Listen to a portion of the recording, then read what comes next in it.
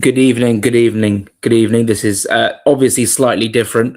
Not at the cottage tonight, despite having a press pass and being all ready to go to the game. It's not going to be possible tonight as I have come down with food poisoning, which is not great. So you'll have to, if you are not going to the game, you have the option of watching me watch the game and react to the game from my sofa. So I've never done this before, but it should be good fun. And the good news is I've managed to. It's on Sky Sports Plus, but not on like the Sky Sports Plus channel. You have to go via Now TV to watch it, which I only discovered about 5 minutes ago because they're showing a rugby game on Sky Sports Plus over this game. So yeah, I'm luckily have got a 7-day free trial for StreamYard to stream over two platforms, which means I don't have to have two separate streams going on StreamYard and YouTube, which obviously is a massive benefit for deadline day. So that's why I did it I intended to do it for just deadline day, but it turns out we're doing it for this one as well. I was literally all ready to go earlier today, but I think logic prevailed where I probably decided that it was going to be not feasible to go today due to food poisoning, which is not great. However, I'm feeling better. I'm feeling fine. I've got water here, and I sort of wish I sort of went now, but don't want to infect other people, to be fair. I think that's probably a priority. So yeah, we're going to just watch this game. The winner plays West Ham away, which is going to be interesting. Good mate of mine, Joe, West Ham fan, of course. He has seen us signed relegated. I said there's little to no chance we're going to play each other next season, and if we win tonight, we will be playing them next this season, and it will be, I think it will be the week after, because I think West Ham have is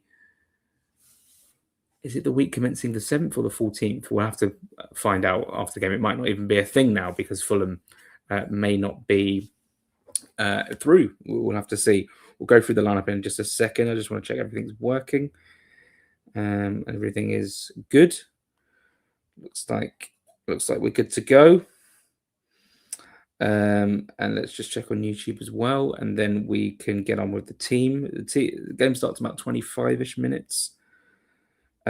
So yeah, it's we should be fine. We should be good to go. Cool. We're good to go. All right. So the team lineup is as follows. Let's get it up. 10 changes made to the side that lost on Monday.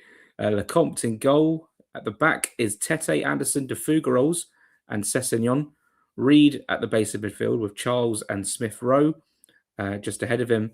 Kevin on the left, Bob on the right, Muniz up top, and of course, those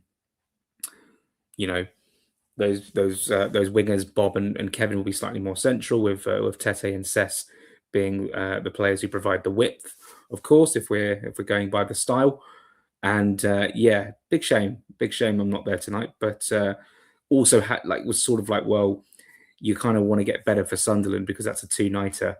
I'm staying up in Newcastle for, so wouldn't be ideal if I was in the same state for this weekend, because that's a much bigger game, to be fair, and would obviously pick that one over this one if I had to choose between the two. Leno, Bassi, Gonzalo Palacios, Castagna, King, Nwoko, Zeppa, and Slade make up the bench. Yonakusi Asari not involved, which is interesting. Wasn't involved, of course, on Monday. Is it an injury? Is it the fact he might get loaned out? We'll see. But yeah, one to definitely ask the manager after the game. So hopefully Dave Kidd, who will be there tonight, can ask that. I think he's in the press box, I think. If not, then hopefully someone will send something. Yeah,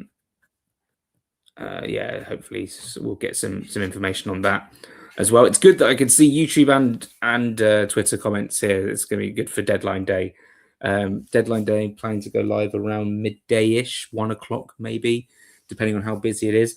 I'm expecting it to be fairly busy from everything that everyone said over the last few days, Tony Khan and Arbeloa. I'm expecting there to be a bit of I think it's going to be like a really busy day for Fulham. I think that there could be like 3 or 4 signings we try and make from now until the end of the window.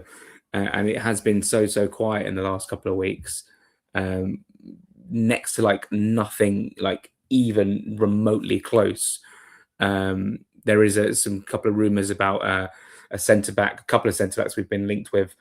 In fact, Crystal Palace have been linked with. It's weird because Palace and Fulham have been linked with some similar players this summer. They're now linked with Eight Boudlau. I'm not sure the progression on that. But we've also been linked with Matt Simmer, who almost joined earlier this summer, almost joined Crystal Palace, I should say, and also got linked with Ligue 1 as well, Ligue 1, which is an interesting link as well. But again, nothing too concrete in that as of now. But we'll have to see over the next few days. Obviously, Fulham can make signings before deadline day. Don't have to wait until the final day. Ideally, don't wait until the final day. But this is, this is what I think is going to happen. I think my prediction is that Fulham will not have signed anyone before Tuesday, and it will be a bit of a dash trying to get everything done on that day. We will see. But like even the days leading up to deadline day last year, when we had like Chukwueze and we had Kevin, we knew about those a few days before, and then the day it sort of transpired and it happened. JKA and Tariq George were players that we found out on the day that we're going to sign. Obviously, George didn't happen, and JKA did. So these links can sort of come out of nowhere, but by now you'd want to be hearing about a few things that will get pushed all the way up until the deadline in terms of getting it all done. The fact there's no links, and the update I got 2 days ago was fairly bleak, but things may have changed from there. And yeah, I think Eddie, you're right with the positions there in the comments. What's the time? 22. Am I going to live tweet tonight? Probably. That's funny. From Hala Madrid in Nada Mas.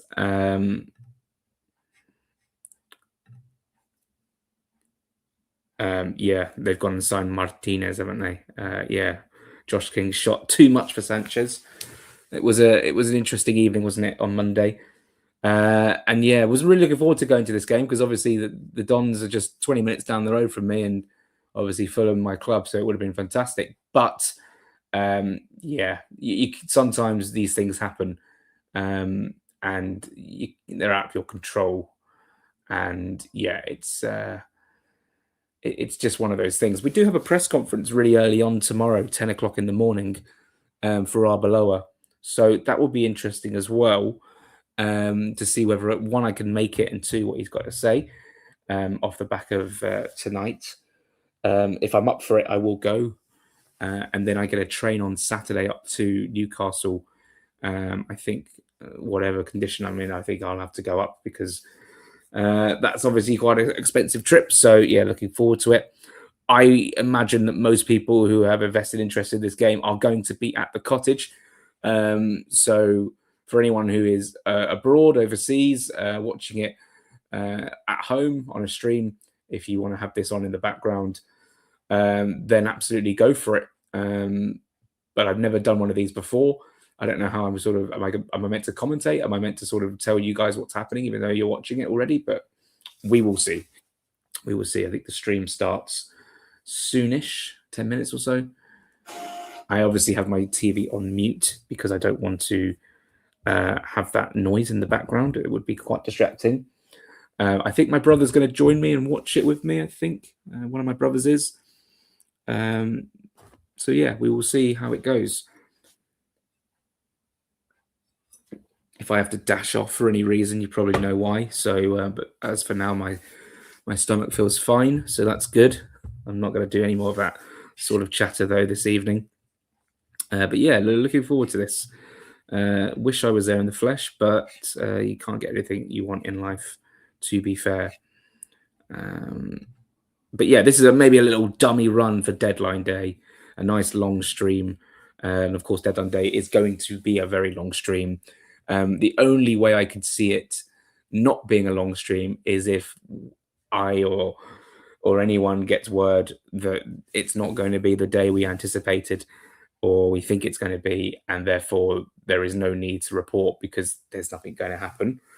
That was sort of the case in January, where we thought we were going to sign Ricardo Pepi, and as I woke up, which was quite early in the morning, I'd already seen that the deal was off, and then it was back on again, and then it was off again. So, yeah, that was obviously disappointing.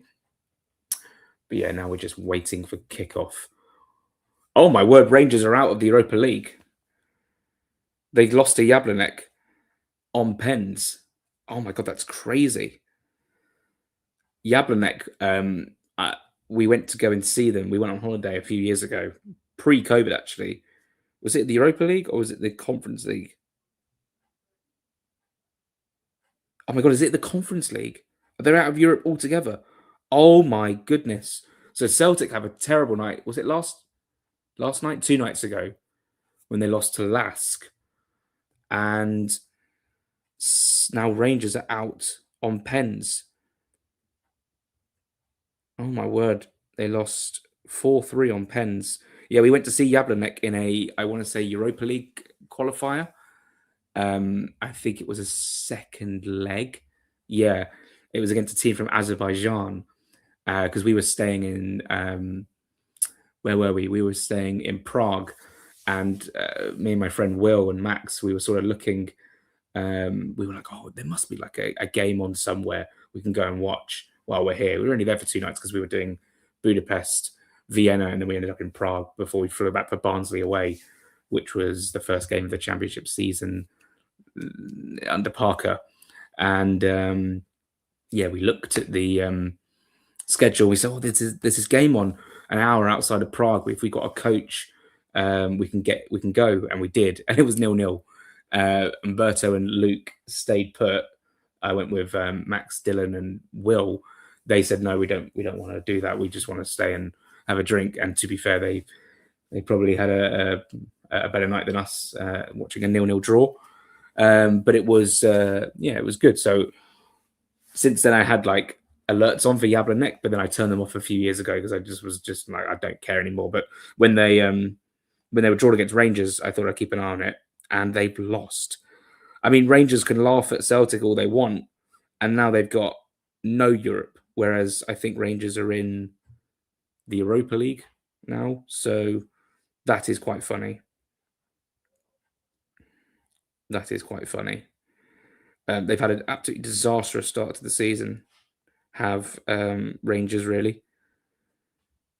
And yeah, we'll have to see what happens tonight against AFC Wimbledon.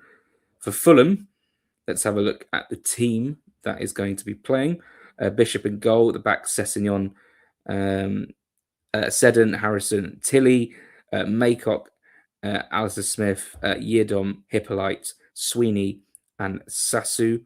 On the bench, McDonnell, Stockley, Nelson, Hackford, McCoy Splat, used to play for Fulham, of course, Riley Horan, McKeng, Ogundare, and Hedges. Their graphics quite difficult to read, I have to say. So yeah, maybe went a little bit early with the stream. The game's not even kicking for another 15 minutes. I wish we had something else to talk about, i.e. transfers. But at this moment in time, we don't. And to be fair, we're looking at a lot of other Premier League sides. They're doing a lot of late business. Coventry, Hull, Emiliano Martinez is going to them lot down the road. Who else? Tammy Abraham's going to Ipswich, which is crazy. Forest to put an offer in for Munoz. It's all happening, really. It feels like every single Premier League side is trying to at least do business right now. But would have liked to see Zeppa start tonight. Any news about why JK is not on the bench? No, I imagine we find out after the game, to be fair. 8 Fulham Academy players are on the team sheet tonight for Fulham in the squad, which is good. Yeah, a lot of sides are making signings at the moment. Would you sell Anderson or Emma Smith Rowe for 20 million? Not now, because it's too late to replace them, really, unless we genuinely have a plan in place to do so. But I don't see us doing all of that in one day. Might have to top up the water, actually. Okay. This is the first home game I've missed in quite a while. Trying to think when I last missed a home game. Burnley at home when we lost 2-0. Sander Berger scored for Burnley. That can't be right. Oh, here we go. The stream's starting now. I went to doesn't look too packed at the cottage. But then again, the graphics in the middle of the screen, and I can only see the two sides of the Johnny Haynes, and it looks practically empty. But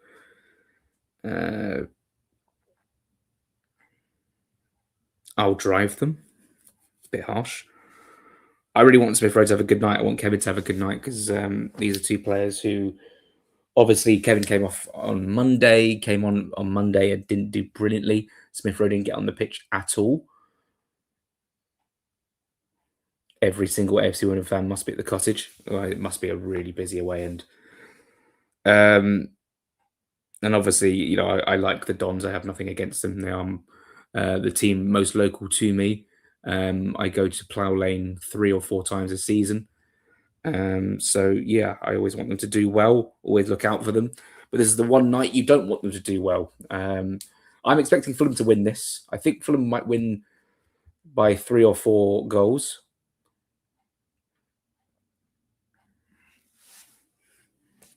But we will see. We will see. I'm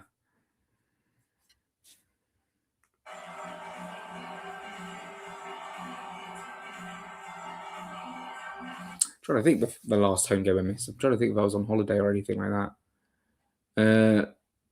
The 23-24 season was the season where I missed like the most games because I was working for Haters, and that was the day I was covering West Ham, Man United that day. But yeah, home games I've been trying to think. It doesn't really matter, to be fair. Are Palace the established Prem team who should be most concerned about this season? In terms of should they be concerned that they're going to go down, or should we be concerned about them? If they lose Munoz, obviously Glasner wants him because he's worked with him before. ESR last chance season to prove something for me. Class as a luxury player in the cam role, rarely tracks back, and no real significant numbers return from him. We'll see how he does under Arbeloa. I think that there was a good point made on Twitter earlier that a lot of those players sort of drifted a little bit in terms of form under Silva. And I think under this system, it's very evident when someone's not pulling their weight because it's very reliant on a lot of running, a lot of tracking, high energy. Excited to see how we play tonight. Even with all the changes, I expect the team to see Sire guys. Do you mean synchronize more? And hope our defense tightens up a bit. Yeah, obviously DeFugeros and Anderson, you're playing 2 right-footed centre backs this evening. I don't think Anderson's quick enough for the system, but I could be proved wrong. But that's just going off his pace. But if he wasn't suspended for the Monday game, would he have started? I actually don't know. It is really crucial we get in the right centre back to replace Diop. To be fair, really, really crucial. I'd be gobsmacked if we don't do anything else in this window. Tony said, we're definitely looking to do something. And Arbella was a little bit more coy about it, but I think he's expecting. I'd be absolutely gobsmacked if we didn't do any more business. And I think that would put us in a bit of a sticky situation. Like even, I don't even factor injuries into it, but like if a key player was to get injured, a Bassi got injured, I think we're in a world of trouble. For sure. And it would be a bit of a disaster. So there has to be a plan in place. Bit of a push by Pedro, but Pedro Neto is apparently up for sale. Would you take him? No, I don't like Neto. I don't like him as a player. I don't like him as a person. I wouldn't take him at my club, despite his qualities. Synergize. Synergize. ... Yeah, my brain's not working, obviously.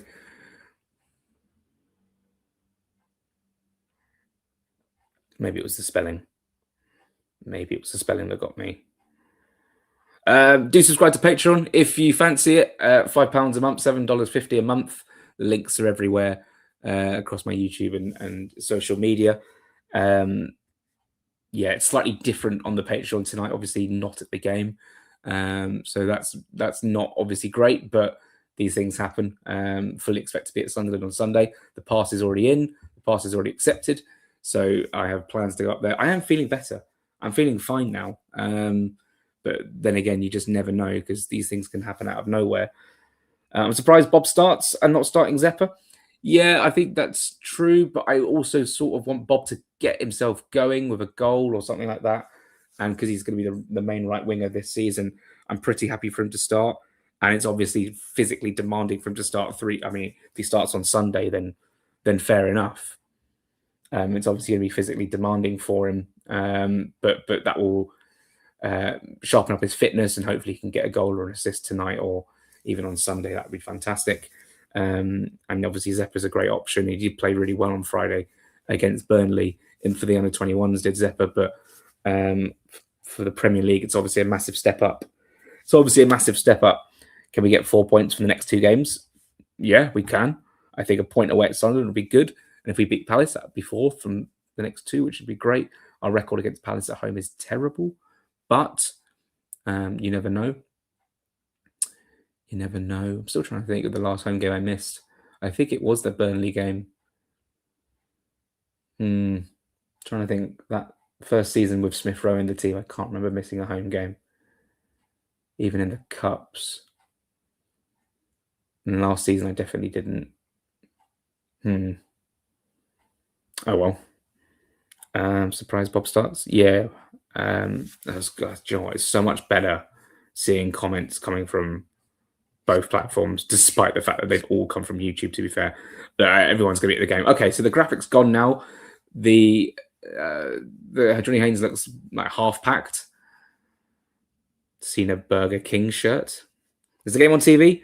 I can only see Chelsea Luton. Yeah, you're going to have to go on Now TV to watch it, because they're showing on Sky. We actually, for our setup here, we have like Sky Sports Plus as one of the channels that you can watch live, but they're showing a rugby game. So you have to go on Now TV where they're showing it. It's a bit of a false advertisement there. She is at home for the evening. Cool. Just showing some fans. Got it. There's Arbeloa getting off the coach. Nice one. Harrison Reed having a chat with Steven Sessegnon. That's cool. It's going to be fun to see Sess versus Sess tonight. Kickoff is about 5 minutes away, I guess. I might be slightly behind on this stream as well because it's through the internet. Maybe 30 seconds, but I might double check at kickoff. Really good numbers from them. I haven't seen the away end yet. Crowd Jenny looks 60-40, as in percentage-wise, 60% Fulham, 40% Wimbledon. That is interesting. So, yeah, of course, the winner plays West Ham away, which we play West Ham away, which is obviously, it's a ground I've been to so many times for work, and obviously in the away end a couple of times with Fulham. So it'd be great to go back there. I mean, it's not the most ideal, away end views wise, press box wise. It's not great, but also it's a fairly easy journey, and the press room is quite nice, and they do good food, which is always nice. So he's just showing some shots of the fans now. Yeah, I don't know how I'm sort of gonna. Guess I just like low key commentate, but someone's got a half and half scarf. That's interesting. That is interesting. Yeah, I'm going to go with a 3-0 Fulham win. 3-1 maybe. There's a shot of the Dons fans. They look like they are packing out the Putney End. Everyone was thinking Villa could be in trouble for the drop as an outsider shout, considering all the players lost and playing all the additional Champions League games they have to play. Yes, but also they are making some good signings. Goretzka's obviously a fantastic signing. I am really surprised they're letting go of Tammy Abraham, because Watkins leaves, Abraham leaves, and they've only got Nicholas Jackson. I can't, and obviously the striker who played in the Super Cup as well. That can't be the only strikers that they've got. I know. I once had an job interview to work for AFC Wimbledon. I didn't get it, but Arbeloa's walking out on the pitch now. That's cool. Arbeloa did that on Monday. He walks out ahead of the team, whereas Silva walks out like after the teams are already lined up, which is cool.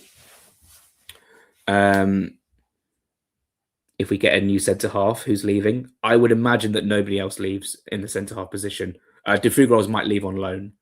And I think based off the comments that he made yesterday, he was like, we will see, we will see. I've seen someone wearing the third shirt in the crowd. I don't mind it. I think it's quite nice.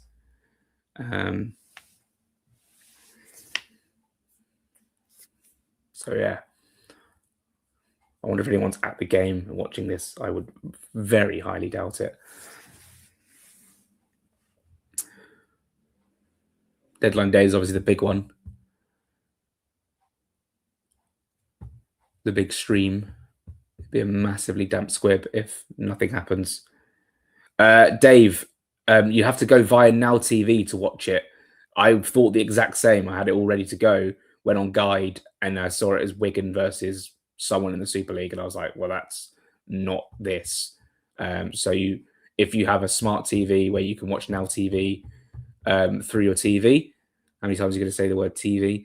Then you'll find it there. If not, you might have to find it on the laptop. And if you don't have Now TV, you might have to find a dodgy stream, which was another option this evening as well. Or you could just watch this and watch the game through myself, describing what's going on the telly, which would probably not be as exciting as watching it. Definitely. All the balloons are out for the Wimbledon fans. See, look, this is the thing. Like, I have a soft spot for them. I went to the playoff final, not last season, the season before, against Walsall. Went to the playoff final at Wembley as well when they played Plymouth, and they won that as well.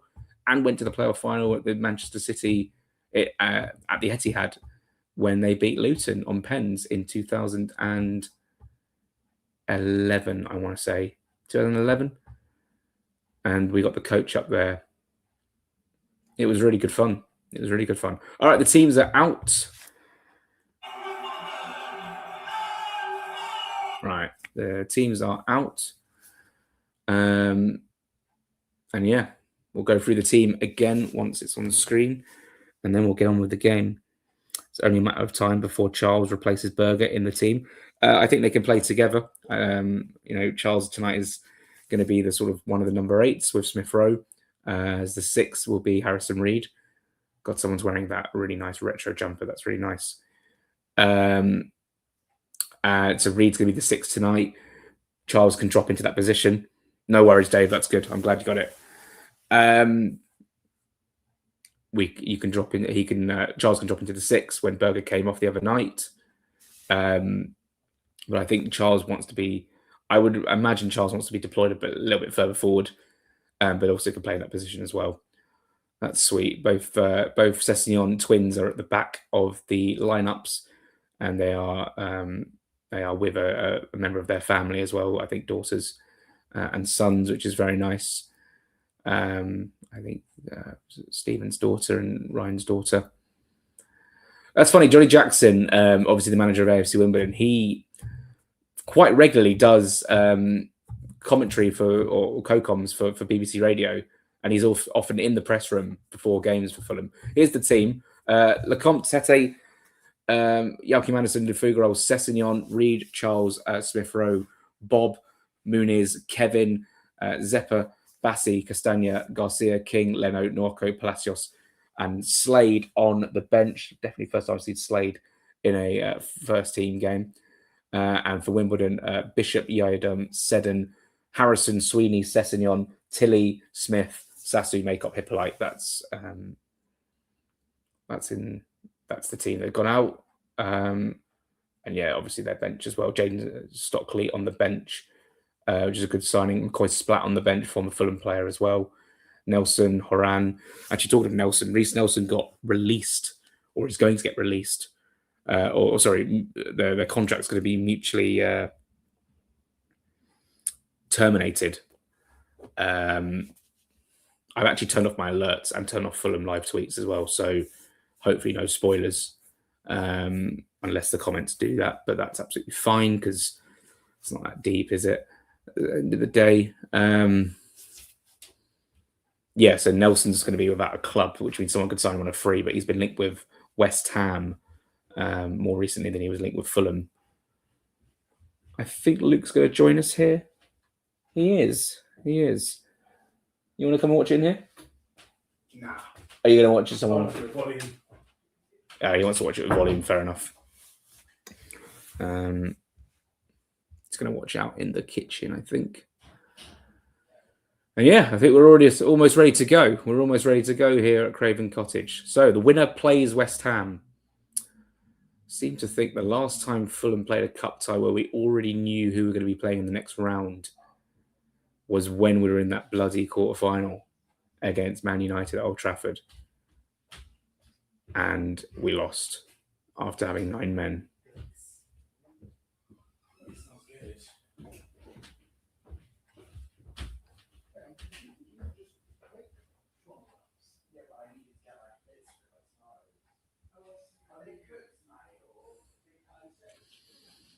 Okay, we're ready to go. In fact, I think the game's just already started, so we're definitely behind.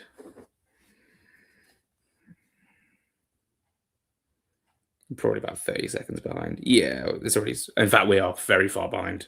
We're like 40 seconds at least behind. I might actually just turn on full screen so I don't get any spoilers. Even though I just said it wasn't that deep, I didn't actually realize how far behind we were. We're almost a minute behind here. Okay, we are underway at the cottage. In fact, I'm going to turn off my group chats as well. Start muting those group chats as well. Here we go. We're off then.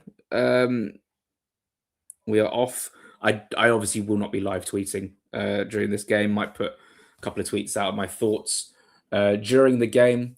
And Fulham kicking towards the Putney end in this first half, kicking from left to right. Do you know what? To be fair, when I was growing up, I did kind of want to be a commentator. So this might be a little practice run of how I want things. Of what it would be like to be a commentator. But of course, I am no gentleman Jim. So here we go. Anderson knocking it towards Luke de Fougerols, who's playing slightly. He's playing on the left-hand side where Anderson's playing on the right. Reed drops in and receives the ball, and then Anderson pings it back out to him on this left-hand side where Kevin is, and he finds the Fougerols. Back it goes to Joachim Anderson approaching the halfway line into the Dons half, plays it out to Kenny Tete on this near side. Back it goes to Anderson, Fulham dominating the ball in the opening minute of the game. Here goes Luke de Fougerols into the Dons half. Dons set up with 4 at the back, 3, 4, 5 at the back, actually. 5-4-1, it looks like. Oh, here's a chance for Smith Rowe outside the box. Turns and finds Shea Charles. Out it goes towards Ryan Sessegnon. Onto Kevin. Kevin back to Sessegnon. Here's Charles up to Harrison Reed. Maybe Reed's playing slightly further forward because it looks like Charles is the deepest midfielder at this moment in time. But that could obviously change as Fulham are on the attack. It does look like Reed is going to be the sitter and Charles is actually further forward.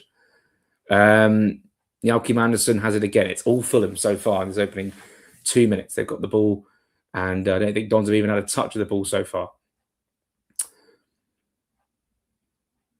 Don't really know the numbers and names of the Dons players, so when they have possession, it might not be as easy to describe. But here's Smith Rowe out on this right-hand side. He's forced backwards and finds Joachim Anderson, pings it out towards Luke de Fougerols. Luke de Fougerols brings it forward a few yards, turns, and then finds Harrison Reed. Out it goes to Kevin on the left-hand side. There's a slip there from Don's player, but Kevin takes it inside, passes it into the box. It's cleared away as far as Shea Charles on the edge of the area, and he goes back again to Harrison Reed, and then back it goes to Luke Fuggerolls.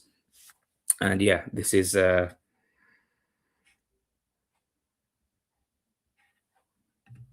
the ball goes out towards the keeper. I just lost track of that for the last 10 seconds or so. But the keeper has it in his arms, and he is knocking the ball about in terms of, bouncing the ball. What the hell? That was a funky car horn that came from outside the house. One of you. Luke DeFugel's got his head on that. Here's Harrison Reed. Back it goes to Yalky He's going to force it back to Lecomte, who is an option. He turns instead. Don's not really pressing us with much intent so far. But yeah, Fulham obviously in control of this one so far. I say obviously, I mean, well, they just have control of the ball. It's not like the other night where the team who were playing in blue were already a goal up. That was such a shock to the system, honestly. I barely finished taking a photo of the game before the ball was in the back of the net. Here's Yalky Madison, and it goes to Oscar Bob. Back it goes to Yalky Madison. 0-0 so far. You know what? I should probably put a little ticker going on here as well. How do I do that? I haven't done that in ages. Banner. Edit banner. Okay. Fulham 0. AFC Wimbledon 0.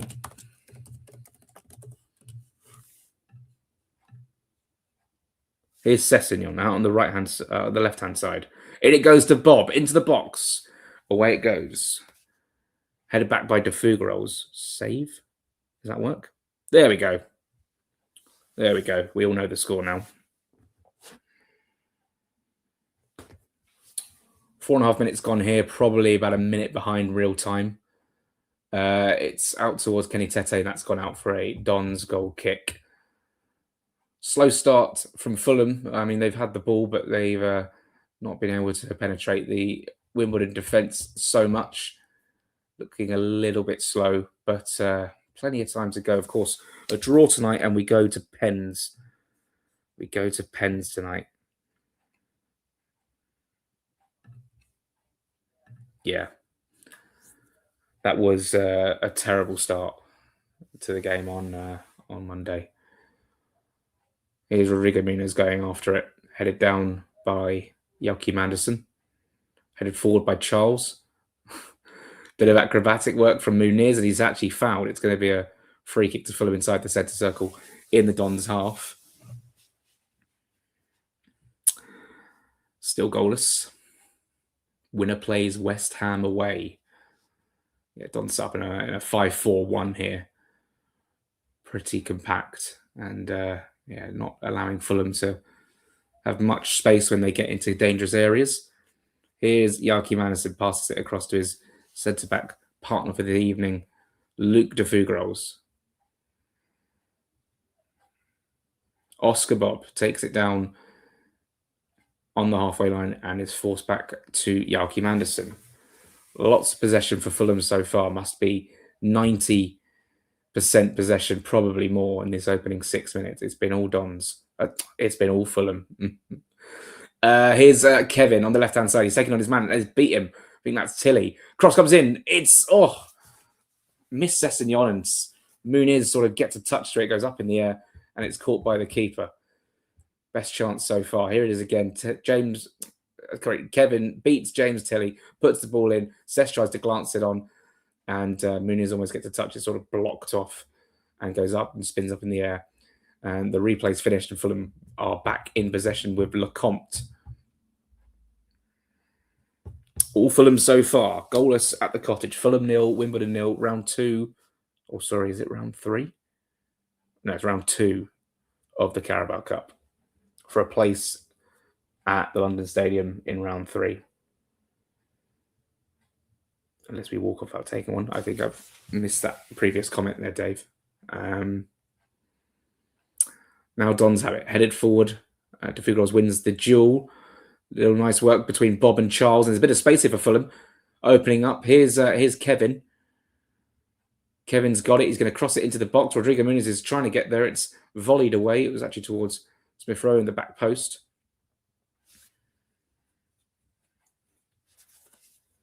Out it goes to Kenny Tete. Fulham recycle and win the ball back and just keep on coming. Here's Shea Charles. Out it goes to Harrison Reed. Left-hand side now for Ryan Sessegnon. On the opposite side, of course, to brother Stephen. I think. Is Stephen playing left back then? Oh, a draw would mean a penalty shootout. Yeah. Cheers, Dave.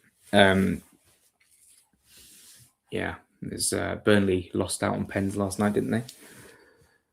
Well, Bob seems to be frustrated though. He wants Muniz to come short to receive it. Muniz then did.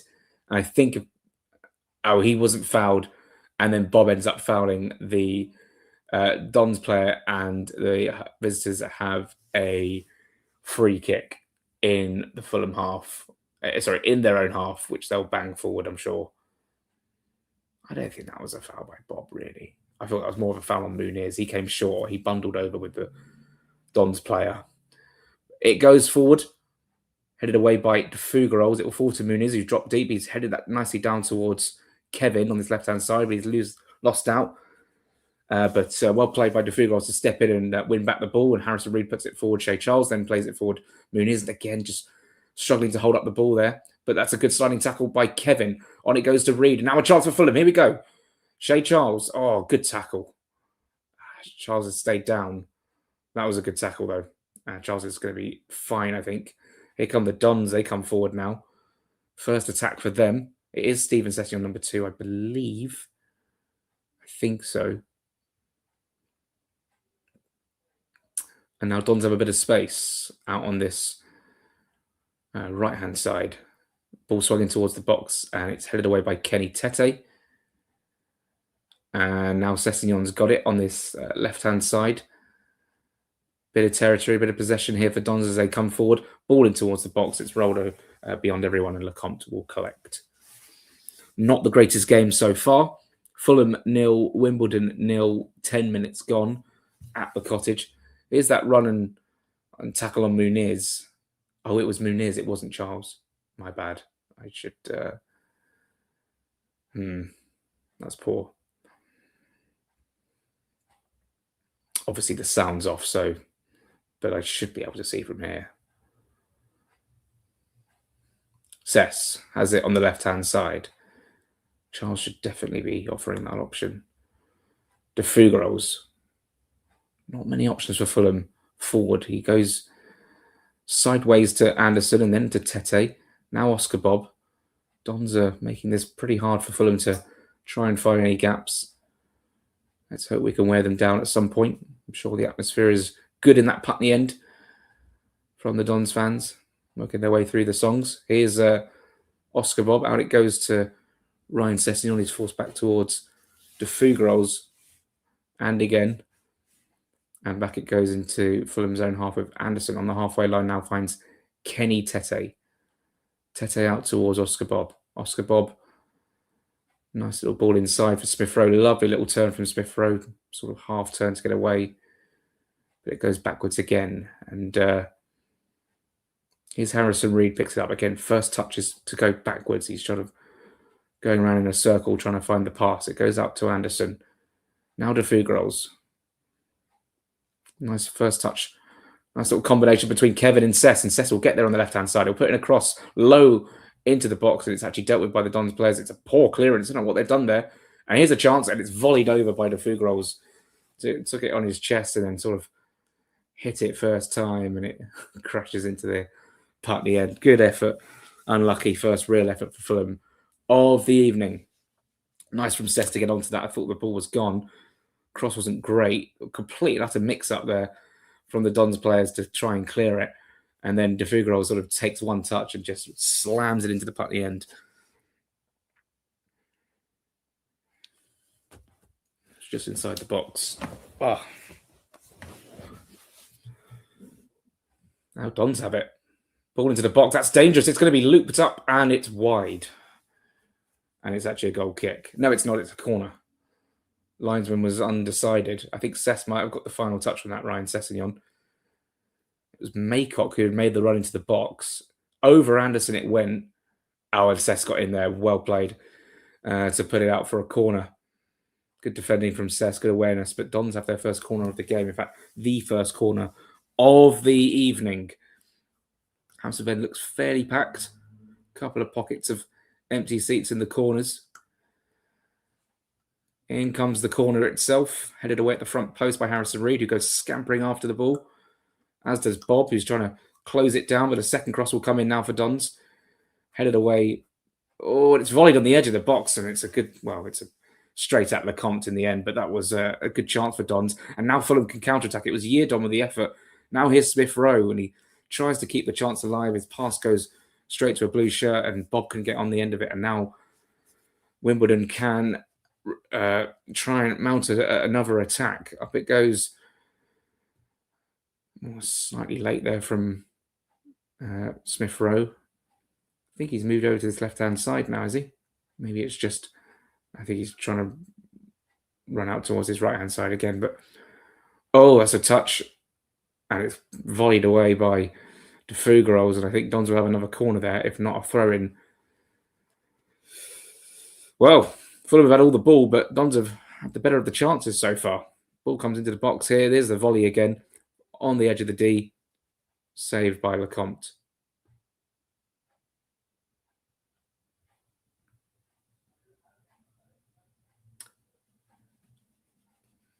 It is another corner. And it will go from Seddon, number 3. Headed away again, this time from Cess, and nodded on by Oscar Bob, I believe. Goes back though. They've got it on the edge of the box. Cross comes, well, closing down there by De Fougerolles. Well played. In comes the cross again. That will float all the way out for a goal kick. Good pressure from Dons, but Fulham withstand it, and it's a goal kick. Still goalless here. Ideal lineup for us tonight. Is Anderson playing left centre back? Yeah. Thank you for your whole hard work. Appreciate that. Thank you very much. Does Arbeloa prefer Castagna, or will they just rotate game to game? Yeah, well, I mean, with 3 games in 1 week, it's interesting. It's going to be difficult to see who he prefers. I wonder if we do go in for another right back. Obviously, Bellanova is still a player we're after, or we're sort of interested in, and we've tried to get over the line, but we'll see how that one goes. Here's Kenny Tete out on the right hand side. Just wants, I think he was wanting Charles to come a little bit closer to try and play the pass, but now it goes to the left-hand side, or towards the left-hand side with De Fougerolles. Harrison Reed was there as well. Good ball from De Fougerolles. Now, here's Smith Rowe. He turns into the box. His shot bounces, and it's wide. And it's actually gone out for a Fulham corner. Smith Rowe found himself in a bit of space in the box. Nice pick out there from De Fougerolles.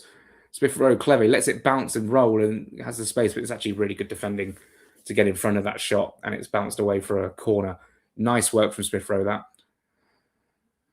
Don't know if the strike would have had enough power to beat the keeper, but Fulham have a corner and a second chance to make something of this. Packed penalty bar, and I think the referee is having an eye on that. Joachim Anderson against Yeardon. Set it on Rodrigo Muniz. It'll be Harrison Reed to take the corner from the left-hand side, just outside the tunnel of the Putney end.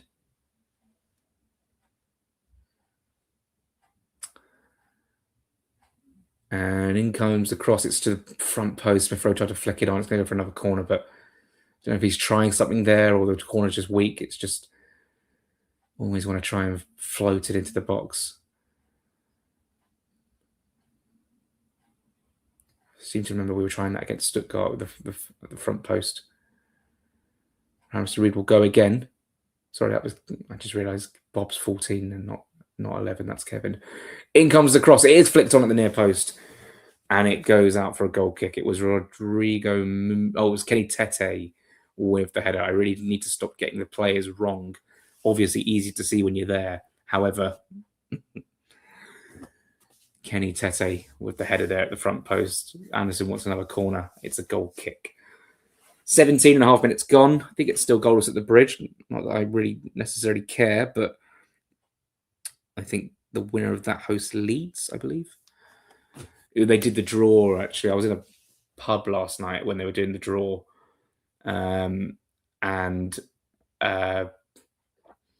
they do the European teams first, and I was just begging us not to come out of the hat from that one, and we didn't. That was the second year in a row that's happened now, and we ended up being last out the hat. I actually thought we had Peterborough away. I thought it was the last ball. I didn't realise it wasn't, and West Ham came up. Obviously, hosting West Ham would have been interesting. Last time we did that was fairly recently, and we lost. Here is Kevin inside the Don's penalty area. Tries to float it out to Bob. Goes over his head. It's not been a great opening 20 minutes from Fulham so far. Not brilliant at all.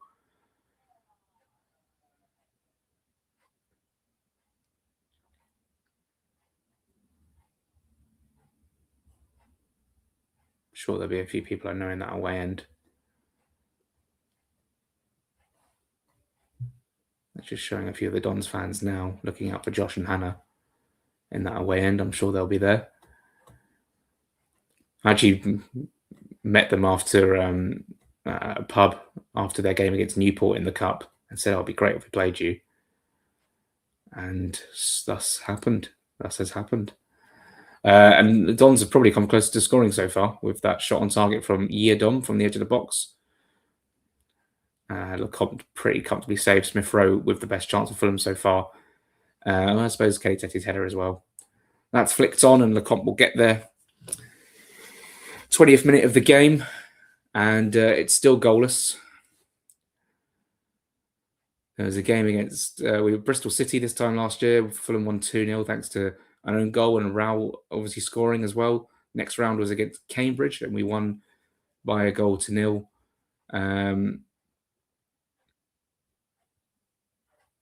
That's a nice ball. When Kevin's getting onto that. His first touch was good, but it was cleared away. Good strong header by Anderson. Headed forward. Oh, Rodrigo Mina's got in a bit of a tussle there. He wants a foul. Referee not interested, and he plays on. Here come the Dons. His boot fell off. Muniz.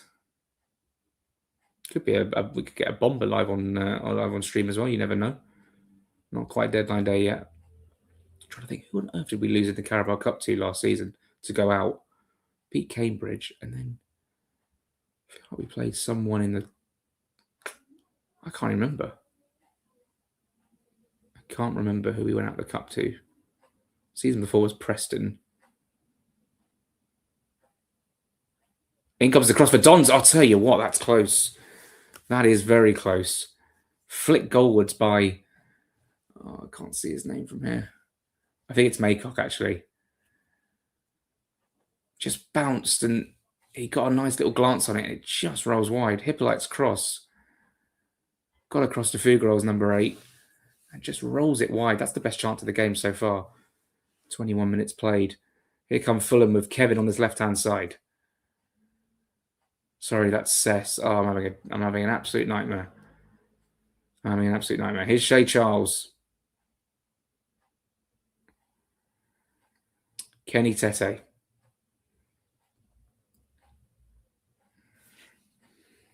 Who on earth did we lose to at the Carabao Cup last season? Just came in. Can you give us a roundup of the game so far? Don's had the best chance just now through Maycock. Tete had a header over. I think Fulham have just come close. I've just heard something from the other room. So just hold off for a second. Here's a chance. It's Rodrigo Muniz on the turn. One back by Harrison Reed. Well played. And it's forward towards Muniz. And it forward for Smith Rowe. And it's just wide. It's just wide. I think we're going to know if there's a goal. I think they're about 10 seconds ahead of me over there in the other room. Smith Rowe with the shot. That's the best chance of the game so far for Fulham. Charles's ball forward, nodded down by.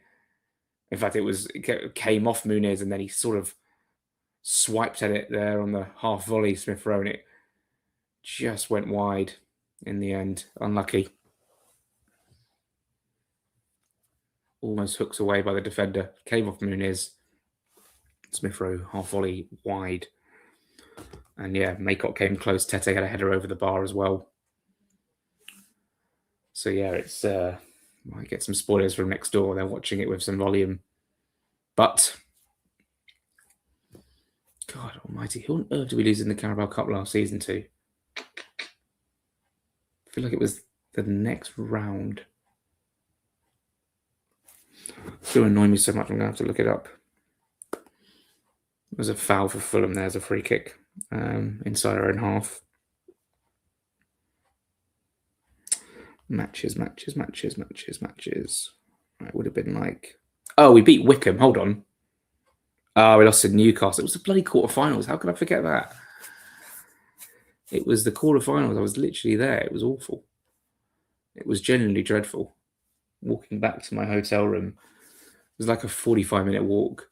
I just did it in the rain. It was pretty grim. Ubers were far too expensive. I don't seem to remember. Here's Charles. Out it goes towards Luke de Fougerolles. Onto Cess. Nope. That's Kevin. So let's just take a shot every time I get a player wrong. Here's Smith Rowe. Out it goes to Kenny Tete. On it goes to Oscar Bob. Outside the box. Falls to Shea Charles. Out it goes to Harrison Reed. Kevin provides the option on the left. Cess goes inside. Harrison Reed. Good pick out for Kenny Tete. Less chaotic game than it was on Monday night. Interesting watching Fulham trying to break down a low block so far. They've created a couple of openings, but hasn't looked too great. Here's Cess. He'll get the cross in. That's blocked. And it'll be a Fulham throw-in. Yeardom calling for something. That's a good block from Yeardom. Not sure what's going on now. Here it is. And it's Luke de Fougerolles. He wants Harrison Reed to do something. Back it goes to Charles. It's all a little bit too slow at the moment for Fulham. Anderson picks out Harrison Reed. Nope, that's de Fougerolles. I feel like I maybe should be sitting slightly close to the telly.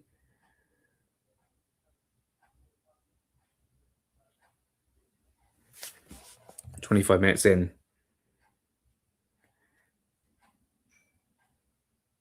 Need to put some earplugs in. Yeah, I could have, but I don't have any to hand right now. Who's been good or bad?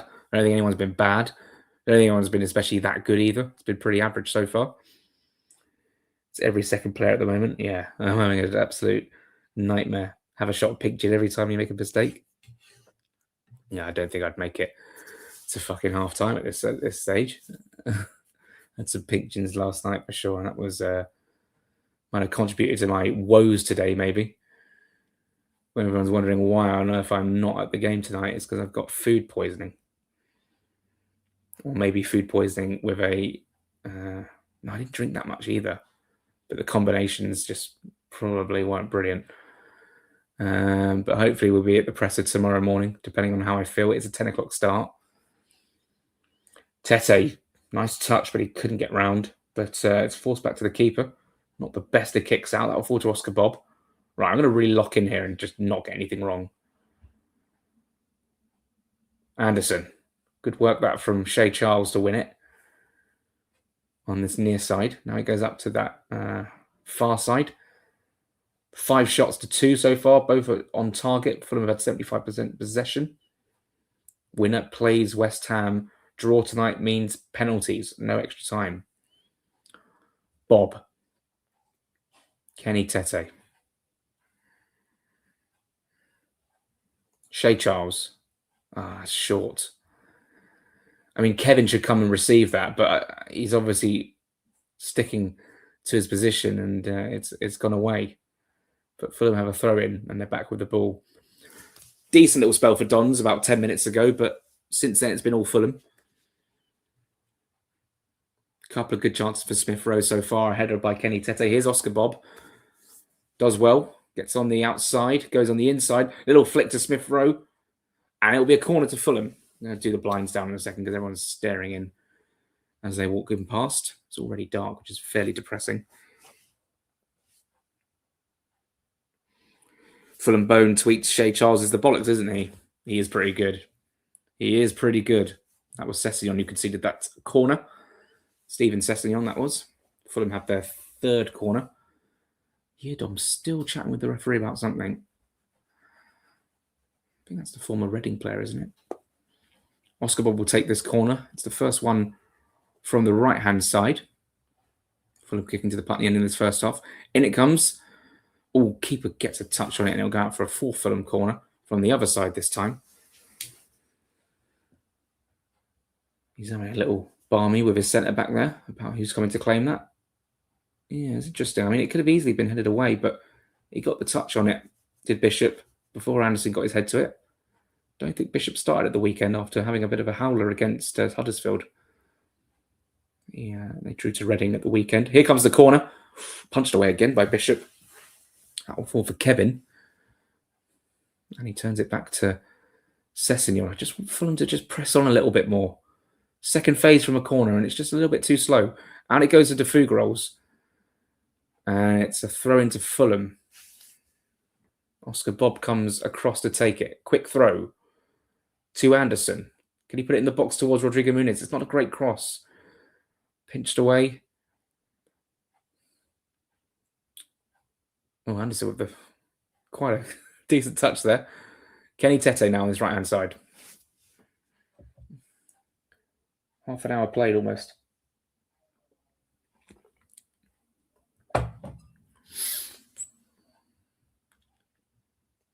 They're showing Aaron Sassu's touch map for some reason. Just 2 touches for him so far. Maybe that's why. In comes the cross towards Muniz. Out it comes to Smith Rowe, who nods it forward to Muniz, and it's over the bar. That was a chance. Did they get a block in there? I think it's a corner. Oh, that was a good chance for Muniz. Let's have a look at the replay. Nice pick out from Reed. It's headed away. Nodded on by Smith Rowe. And then, yeah, over the bar by Muniz. And I think a defender got a block in there as he slid in. And it will go out for a Fulham corner. 5th corner, I want to say now. Again from the right. Second one from the right. See the press box from here. It doesn't look too packed compared to Chelsea, where we were pretty much every seat was taken. In comes the cross. It's going to come out here, and it is driven wide by Ryan Sessegnon with no deflection. He would have loved a goal tonight against his brother. Might be on the list of penalty takers if it comes to that. Here is the replay. Yeah, it just cuts across it. In fact, it comes off the heel of Kenny Tete in the end and goes out for a goal kick. Frustrating watch so far.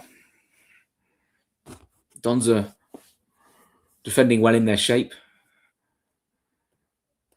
Couple of clear-cut chances for Fulham that have been blocked off, like Muniz and Smith Rowe. Smith Rowe with the one real chance for Fulham where there was no deflection. That was that effort that skimmed just wide. Flag goes up here, I think, for an offside, and Fulham will have a free kick.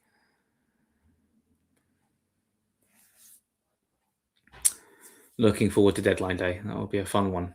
I think I might stream in here, actually. I was thinking of doing it right up in the loft, but if I wanted to get food or something, it'd just be easier. Eating in the loft would not be approved, I don't think. Here is Kenny Tete. Him and I don't think he wants Shea Charles to come short to receive the pass. Charles is not moving, and in the end he goes back. I mean, Fulham are playing some nice football on the eye. Here's Charles, nice little drop of the shoulder. Nice ball out towards Oscar Bob. Come on, let's get going. Let's get going a little bit. Bob. Out it goes to Smith Rowe.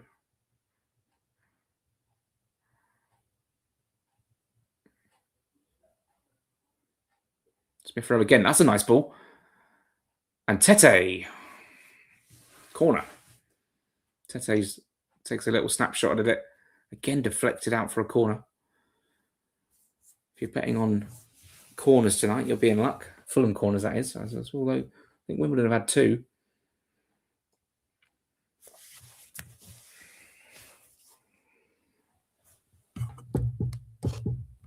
There we go. In comes the corner. Oh, it's a bit of a bundle, and it's cleared away by the Dons. It'll be a throw into Fulham. Come on, let's get on with it. Let's get on with it. Find Sess. Here we go.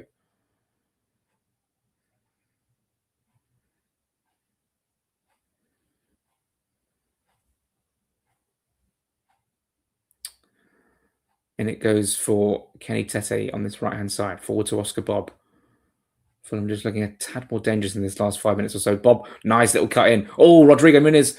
And then Bob, he keeps going. Oh, I thought he was going to fall to Session. Thought Muniz had been fouled there, but wasn't to be. Cleared away by the Dons and well played by Anderson to shepherd that out for a throw-in. And Fulham will come again. Come on. You can imagine the crowd are getting up now. Shea Charles is dropping deep to receive it. Harrison Reed sort of drifting out to the left-hand side here.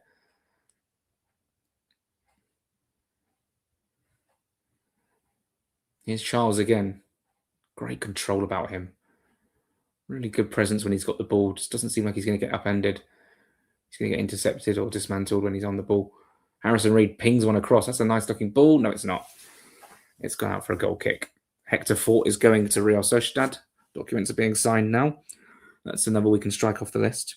It's funny because, a couple of weeks ago, Fulham were linked with all these players. It's just all gone very, very quiet. On my end as well. I mean, hopefully we can stay up. You mean stay up to watch the rest of the game or stay up in the Premier League? I got a message yesterday, a couple of days ago, saying that nothing was really close. Bit of a worry. I mean, we really were on it when we were signing Palacios and Garcia and Charles. It really felt like we had a bit of momentum, but nothing since then. And it was only a few days ago that I sort of realised the fact that the window was closing soon and it had been so quiet. I think I was so distracted by what was going on elsewhere with the actual start of the season and the nerves that were for that Monday night game. Dons have a throw in, which they're going to take long, I reckon, here. No, they don't. They go short. Shows what I know. And it's going to be put into the box, and they have got a corner. Feel like if there was a goal from either side, I think I would know about it 10 seconds before. Luke usually is fairly vocal when Fulham do something bad, as would anyone, to be fair. Good number that the Dons have taken on this Thursday evening, which of course scuppers their schedule because they've got a game now on Sunday, and then I think the next game has to be pushed to Wednesday because they're playing midweek. In comes the corner, goes right to the back post, and it'll be a goal kick. What a complete and utter waste that was.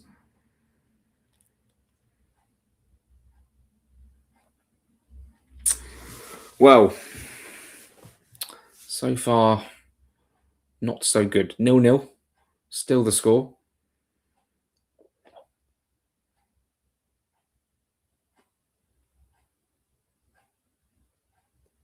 Charles. Out to Bob. Nice ball. Overlap from Kenny Tete was decent. Does look like Tete's maybe lost a yard of pace. Here's Charles. Harrison Reed finds DeFugeros. Back it goes to Harrison Reed. And now back again to Luke DeFugeros.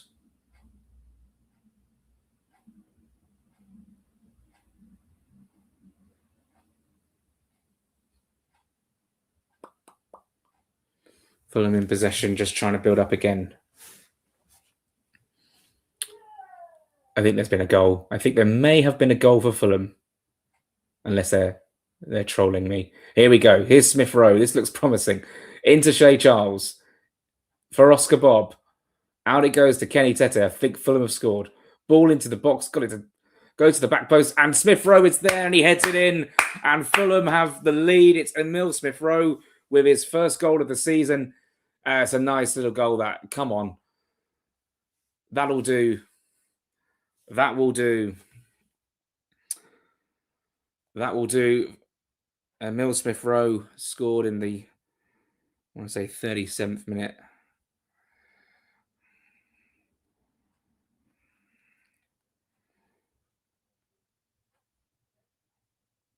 Very, very low-key cheer.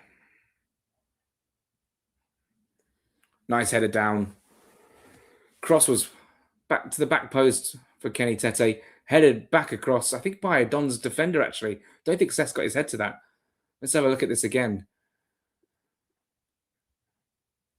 I'm not sure. I think Seth maybe did get his head to it. And Smith Rowe was there, Johnny on the spot.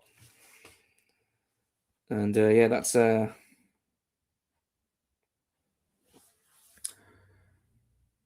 obviously a good that we're 1-0 up.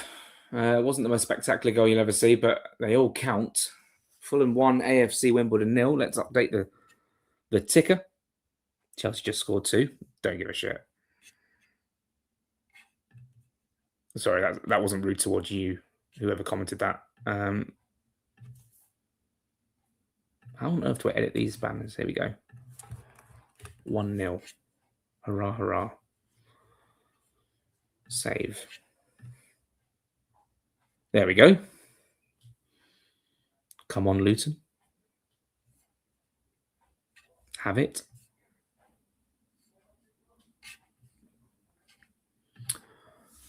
Right, Fulham up and running. Smith Rowe. Well, I mean, there was questions about him from the embargoed section yesterday.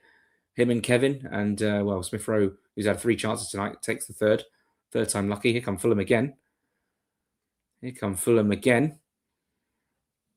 Shea Charles's ball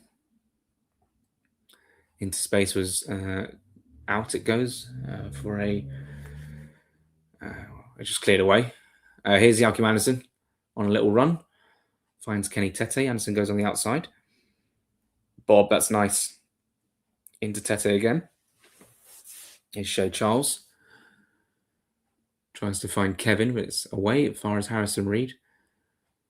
Fulham just trying to break down a low block. It was a good goal, to be fair. Well worked in terms of, I mean, the cross from Tete was high and hanging. Took a while to come out the sky, but Smith Rowe was good and alert there, anticipating the knockdown and nodded it in. I think that's his 2nd or 3rd header he scored for the club. Here goes Bob on the outside. This is nice. Oh, Harrison Reed coming across, and he was slid on the end of a sliding tackle there. They obviously won the ball. Anderson dealing well there. Danny Welbeck's just scored. Nice.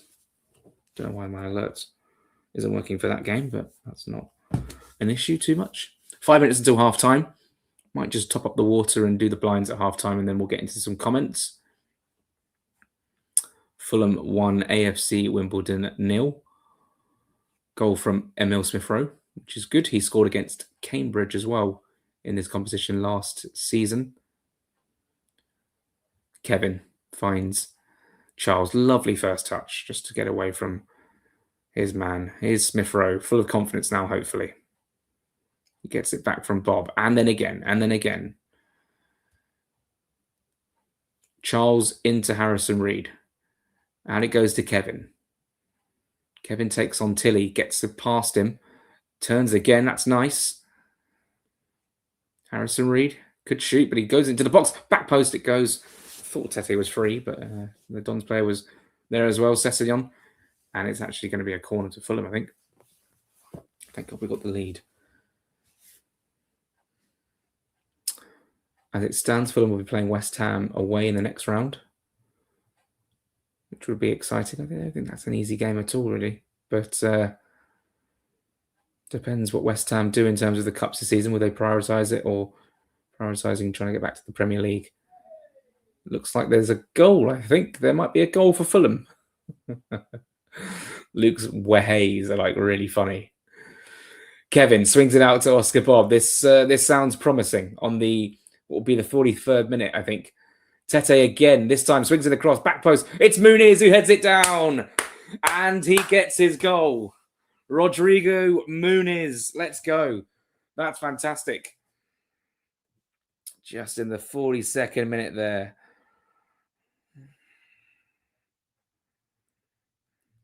Fantastic header. Again, the assist from Kenny Tete. You've got the pre-assist, I suppose. First of the season for him.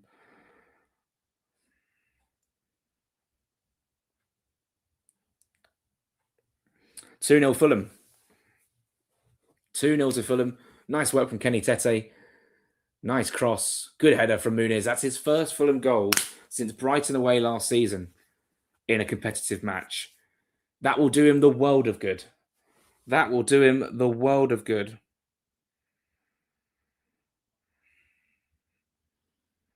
Fantastic stuff. 43rd minute.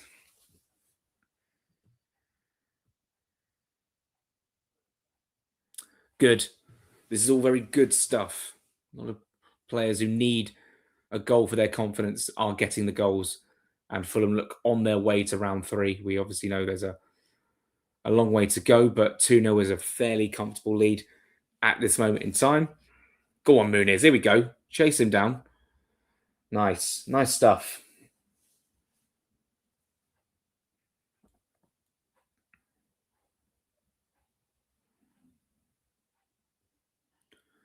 Shea Charles. Oscar Bob. Kevin's been fouled here, I think. Oh. Last time I watched a Fulham game at home on this sofa, it was Liverpool away. And I just came out feeling fairly annoyed by everything that I'd seen. But this is good stuff. Fulham leading by 2-0. Luke's like, Wehays are really making me laugh.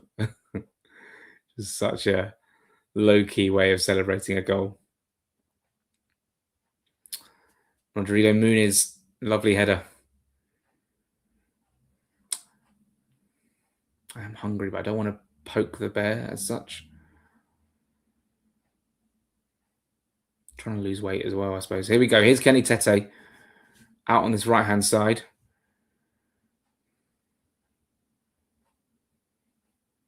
Jackie Manderson. Oscar Bob. Up in the air it goes. And it's... oh, that's a foul by Tete. What are you doing? What is he doing there?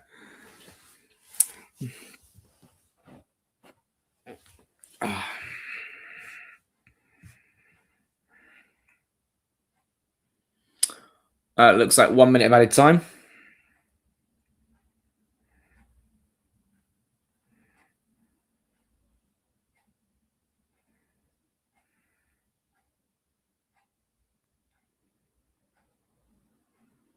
Yeah, half time.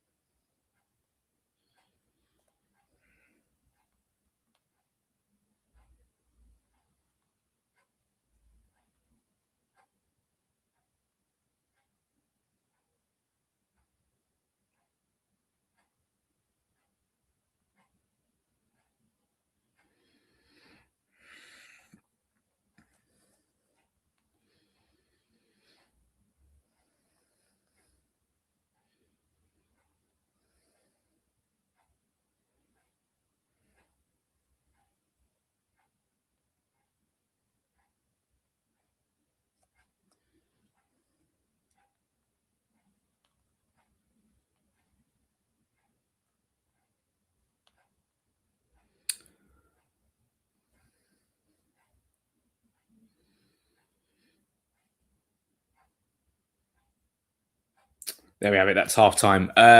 Just give me a couple minutes, guys. I'm going to do the blinds and get some water.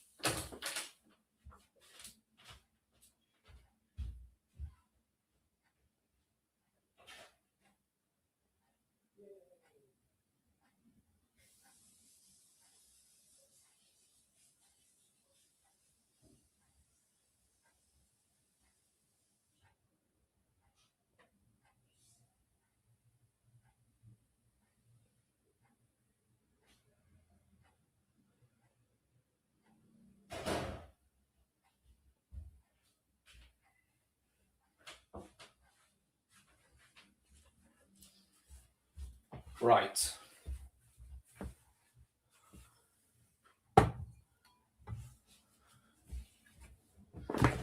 Good first start from Fulham. Into the lead by 2-0. Let's have a look at some of the comments if there are any. And I've got to do a Patreon update as well. So just give me a second.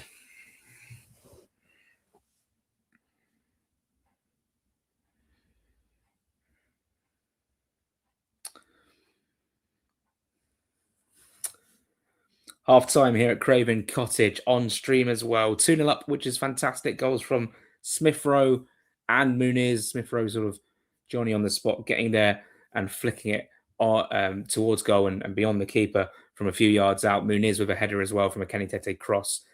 Smith Rowe has had another couple of chances as well. Don's had a spell of a few minutes where they put a bit of pressure on Fulham, but nothing that we had to worry about too much. And it's been one-way traffic for the most part, to be fair. Smith Rowe could have had a couple more, to be fair. The shot he had just wide. But it's been interesting. I think I've been most impressed with Shea Charles in the middle of the park. Luke de Fugros has been very, very good at the back as well, controlled in possession, and doesn't look like he's under too much pressure at this moment in time. Anderson's been good as well, winning some aerial duels. It's been a good stuff. Harrison Reed's been buzzing about as well, which is obviously good to see. But half-time here at Craven Cottage, not quite at Craven Cottage, I should say. Fulham 2, AFC Wimbledon 0. Usually you get these sort of updates from the press box where you have a little bit more atmosphere. That is a little glimpse into what you get on a match day if you subscribe to Patreon. And let's just upload that now. And then we will get on with some of the comments at halftime. Thank you all. I appreciate you watching this. I know it's not quite the same as being there or whatever, but I thought it would be a good little experiment. Not that I'm planning on not going to Fulham games in the future. I feel fine. I should have been there. My stomach feels absolutely fine now. It's just, but you don't want to infect people, I suppose. And there's a lot of handshaking and stuff when you're there. So I suppose that's another point to make. Halftime report. Fulham 2, AFC Wimbledon 0. And I will be right with you guys in a second. I am hungry, but we'll have to worry about that another time. Carabao Cup. Cool. Published. Is food poisoning contagious? Not really, but I mean, you could also have like a stomach bug. Germs are germs, aren't they? And we're not going to get into it. I don't want to get into it, to be fair, but I would feel guilty because, it's not just me. My girlfriend also is feeling a bit under the weather as well. So again, these things can be passed on, and she's upstairs in bed. So she's not actually feeling any worse than me, I don't think. I think she's just having a little chill day, relaxing because she's got work in the next couple of days as well. So it's food poisoning. I haven't suffered from food poisoning very often. So touch wood. So let's get into some of the comments. How many signings do you think we'll get in before the window shuts? It's hard to say. I think 3 or maybe 4, which seems ambitious, but sort of almost a necessity. We're just showing the first half highlights here. A couple of chances for Smith Rowe there. I think Luke Fugos is playing well. Would be better on the right-hand side, maybe alongside Bassi. That would create a little bit more balance as well. I think this is probably a game where they want to get some minutes in the legs. And because we played Cuenca and Bassi, I think it would make sense to play de Fugros and Anderson, even though it's not 100% balanced in terms of they're both right-footed. I'd imagine, would I imagine? I think they'll stick with Cuenca and Bassi, to be fair, for the game against Sunderland. So we'll see. Smith Rowe looks like he's playing with some urgency. Yeah, he looks a little bit more lively tonight, doesn't he? There's that effort he had. Went just wide.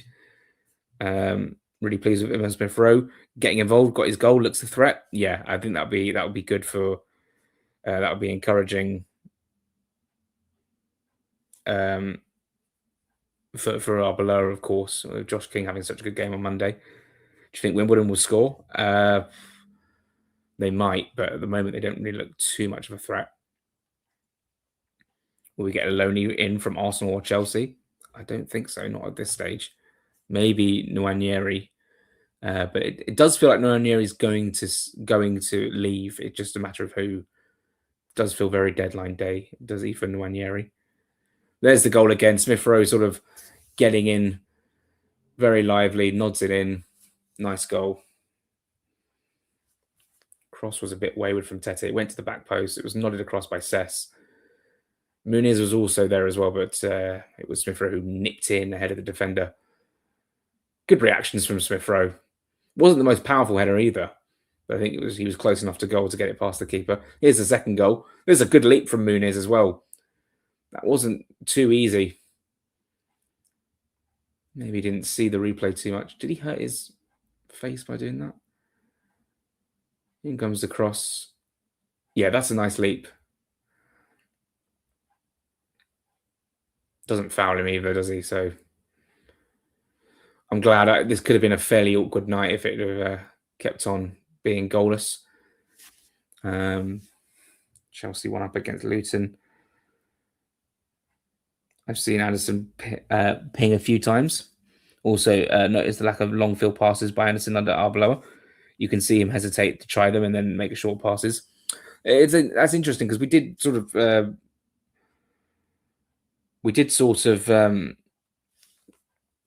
against Chelsea. We had like a combination of. Oh, it's raining over there. To be fair, there was a combination of short balls and long balls. Obviously, the long ball led to the second goal as well with Gonzalo. So. Yeah, as Ollie says there, Ollie Wilson says there. So it is interesting. Maybe Anderson will attempt with more. Maybe because we were losing and you want to play a little bit more direct. To be fair, but also don't mind going long to find the target man up top, even if if we're drawing or winning the game as well.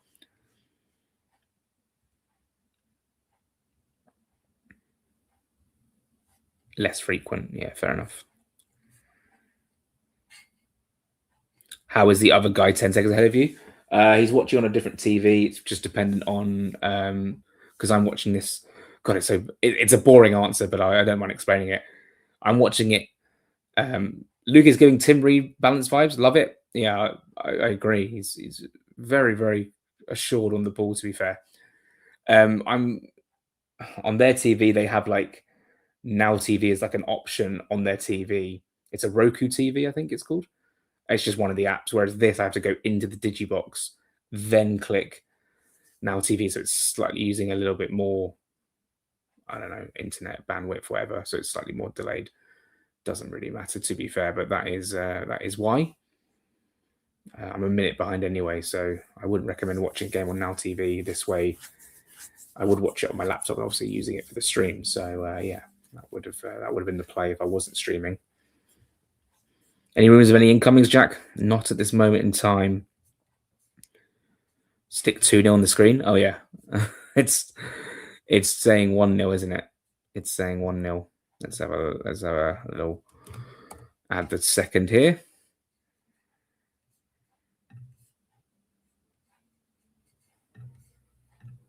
Nice, 2-0. Will Anderson start on Sunday? It's hard to say. I don't think so. I think he.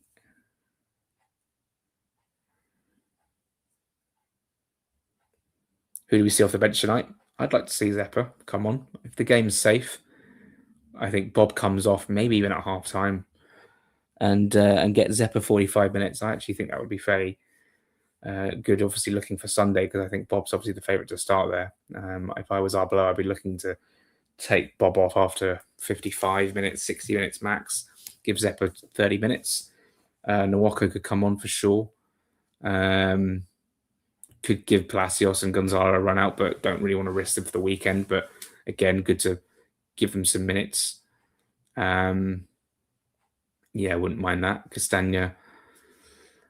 I've been more impressed with Castagna against Chelsea than I have with. Actually, no, that's unfair. Tete's got the assists. Just think Tete's looked a little bit clunky on the ball. No, I think that's a little bit unfair, actually. 45 mins for Zepper. Yeah. Oh, because he's number 45. We've been able to see Bob have a pop at goal. 2-0 on flash score. Wow. Ipswich Town have confirmed the signing of Palacios, not our Palacios, of course, which takes their summer spending up to past 190 million. Do you remember the whole Fulham spent 100 mil and went down? 190 would be some record, that.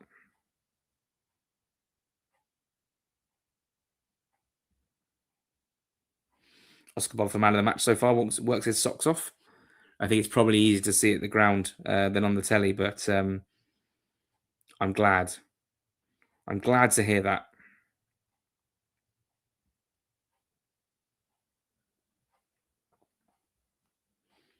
Shay Charles has looked good, hasn't he?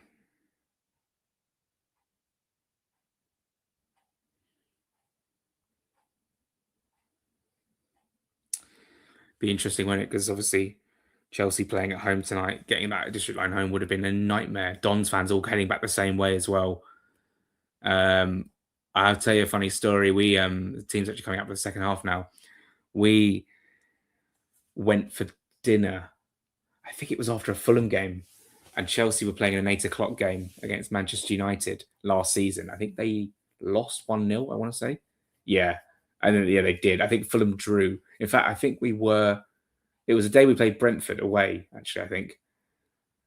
And we went for dinner at this pizza place, literally outside Stamford Bridge, like genuinely like a few yards away from the bridge. And we somehow like timed it so that we left as soon as the game finished. And we were on the tube back with all these Chelsea fans. And they'd obviously lost, so I was just having a lot of fun, just sort of laughing at them. But yeah, it was pretty poor timing from us. The pizza was fantastic. I mean, that was fantastic. Talking of which, I do need to definitely eat something before bedtime. I think that is apparent. Zepper is coming on.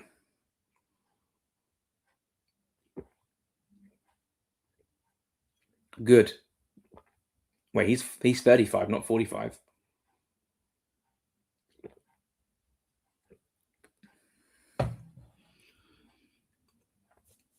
Who would you like to see Fulham sign? A right-sided centre-back for sure, whether it be 8 Budlau, League One, League One. I don't actually know how you pronounce that name because it obviously just sounds like League One, the league. But yeah, Zepper is coming on for Fulham.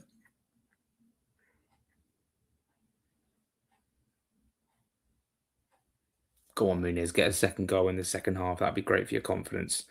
You know, you got Raul and I said Raul. I meant Rodrigo and Gonzalo battling it out. They've got a goal each. It's a good way to start things, I have to say. On comes Zepper. I'm guessing he's coming on for Bob. We haven't shown the graphic yet on screen. League Uno.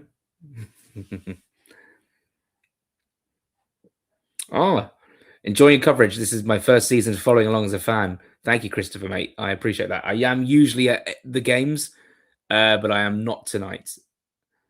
I'm not tonight due to illness. Well, it doesn't look like I'm ill. I mean, it doesn't look like I'm ill. I'm not really that ill. It's the more the evening goes on, the more I realise I probably should have just gone.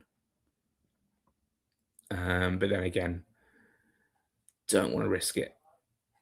Yeah, we've got a press conference tomorrow. Should be back at that, hopefully. As Fulham kick off the second half. I think it was Bob that went off. I'd imagine so. I think it was, yeah. It looks like, Bob is off, Zepper on. Very happy with that because he looks like he's going to start. I think Arbeloa would have thought that would be the ideal situation. I think at 0-0, Bob stays on. But it's 2-0 and Fulham lead. And we can have a nice, hopefully relaxing second half.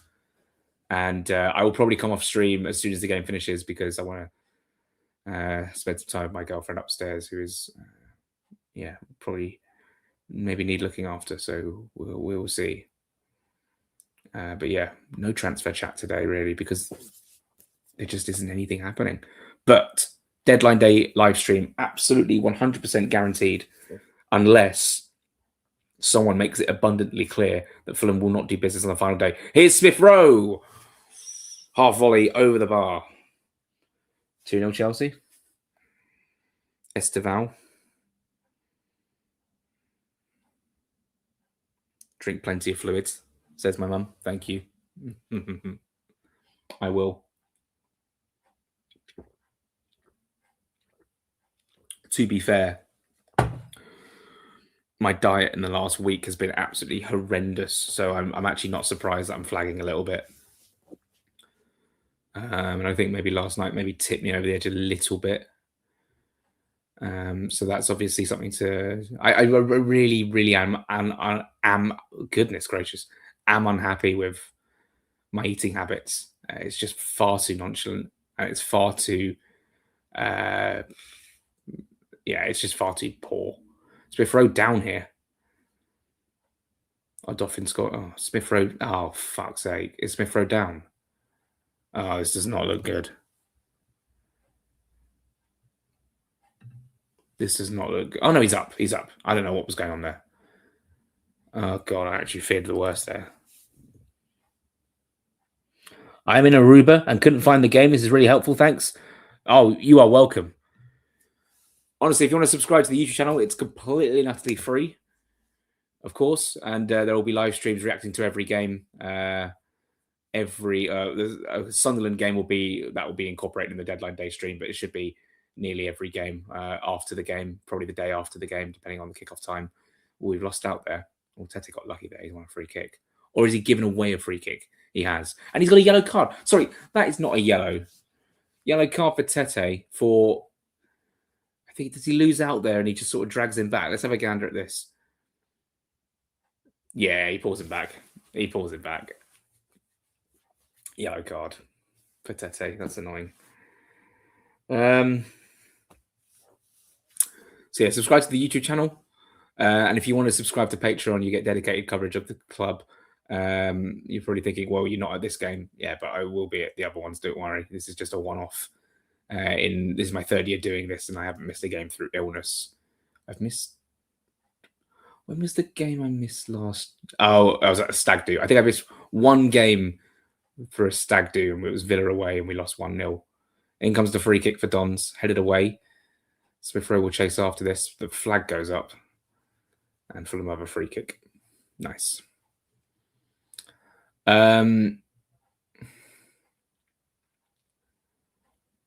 A Dauphin own goal. Chelsea will host Leeds the next round then. That's interesting.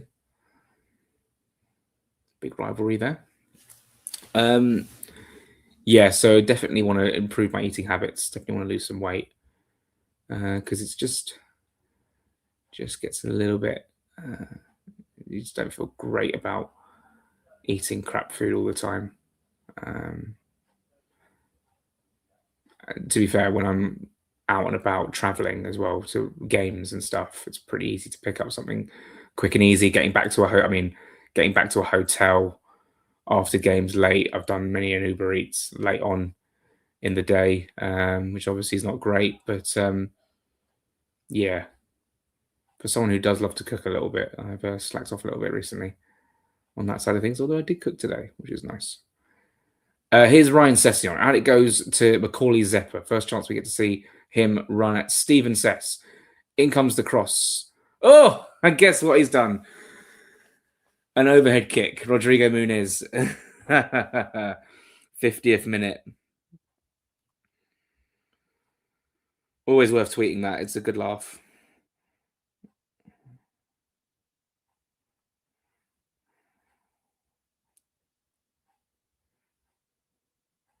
Always a good laugh.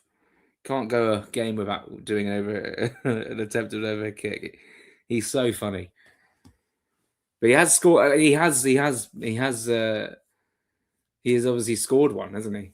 Against Sheffield United, albeit it was quite a while ago. But they all count, and he will score another one, I'm sure. He just always does it. It's so funny. Isn't funny when you're losing, you need a goal, though. To be fair.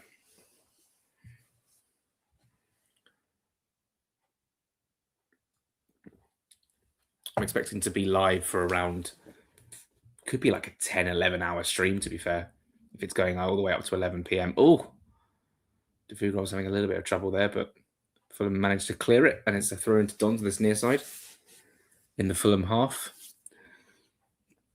This could have been really tense if it was still goalless, but pretty pleased with how it's gone so far. Don't think Fulham have played amazingly, but do you know what? With the volume off and you've only got sort of one camera angle, it is sort of hard to get the intensity. I mean, Monday night was incredibly intense, but it doesn't feel as dramatic. Obviously, in scoreline, it's not, but it doesn't feel as intense as the game on Monday. I suppose the opposition does contribute towards that as well. But it's a little bit less blood and thunder this evening, which I suppose is good. I really am interested to see how Fulham do away from home.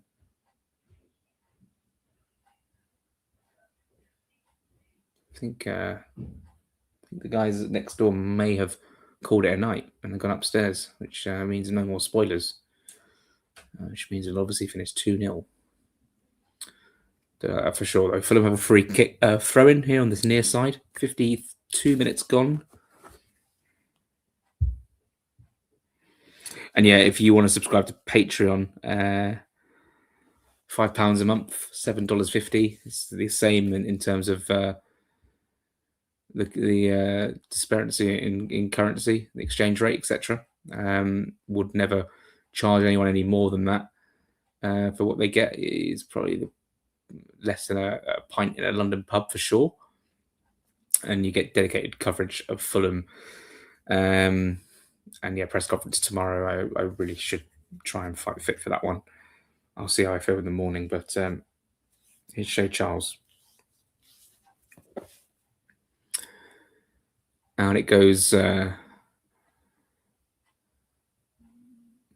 Shay Charles again. It's Harrison Reed. Back it goes to the Fougaroles. Harrison Reed.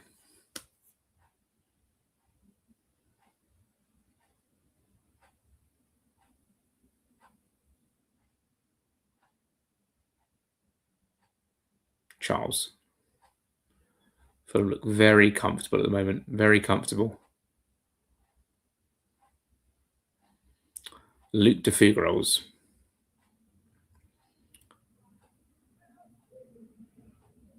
Harrison Reed. Harrison Reed definitely gesticulating that he wants a little bit more movement. Here's Macaulay Zeppa taking on Steven Sess again. They've doubled up on him. Tete goes on the outside. Or the inside, I should say, actually. Oscar Bob is off the pitch. What am I doing? Harrison Reed with the cross, which is charged down. And now here is Joachim Andersen. Zeppa. Be great if he got a goal tonight in the second half. Shay Charles finds Harrison Reed. Over to Kevin. Here we go.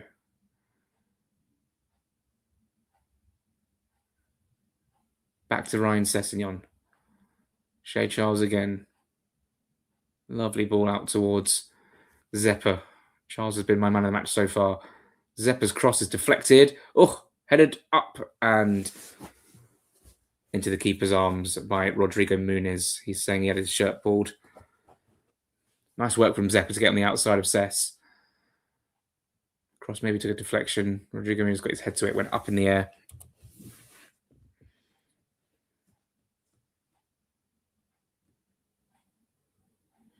Get rid of sugar and cut out industrial food oils like palm and rapeseed oil. Thank you, thank you for the advice. No, honestly, I don't even mean that sarcastically. I genuinely need a nutritionist or someone to tell me what to do and what to eat. What's happened there? I don't know what I just did. Here's Kevin on his left-hand side. Still 2-0 to Fulham. He's lost out there, and Dons can mount an attack. If they score, I'll tell you what, that will make it slightly more interesting, but I don't want that to happen at all, really. Out of the two that were asked about yesterday in Kevin and Smith Rowe, I'd say Smith Rowe has had the better night. I'd love it if Kevin just cut in and put one in the top bins.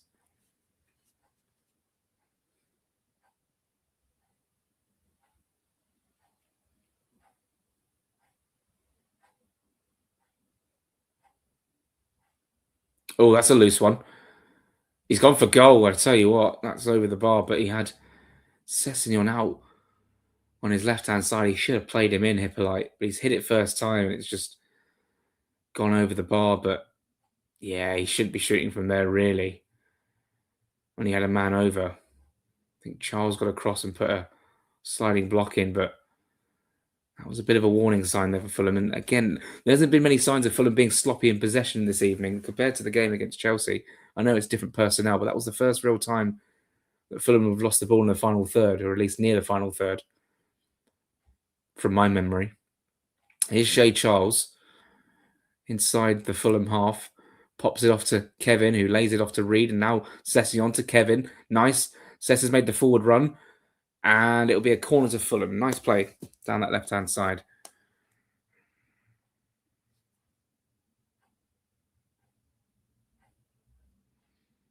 A quick gander at Twitter. Ipswich obviously delighted they are signing. Yeah, that's a crazy signing.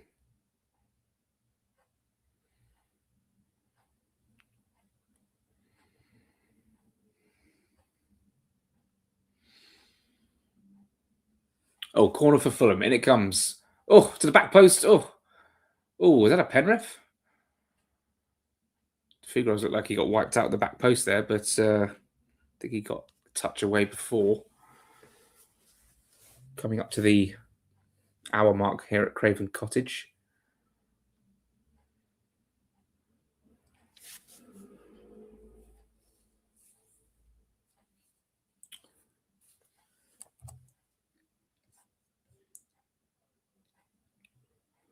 Lecompte's having a mare in the cup last season. He looks more solid and stable today. Yep. Still a chance he might leave. There's interest from Saudi, but obviously Fulham need a replacement before. For me, it was replacing processed snack foods with crunchy veg like carrots for my workday fix. That is good advice. I mean, I do like carrots and hummus and stuff like that. You know, I am a Fulham fan after all, but yeah, certainly snacking is something that I am prone to doing. Looks like the Dons are making a fair bit of noise as the camera pans over to them. They look like they're having a good time. There's a long ball up towards Rodrigo Muniz.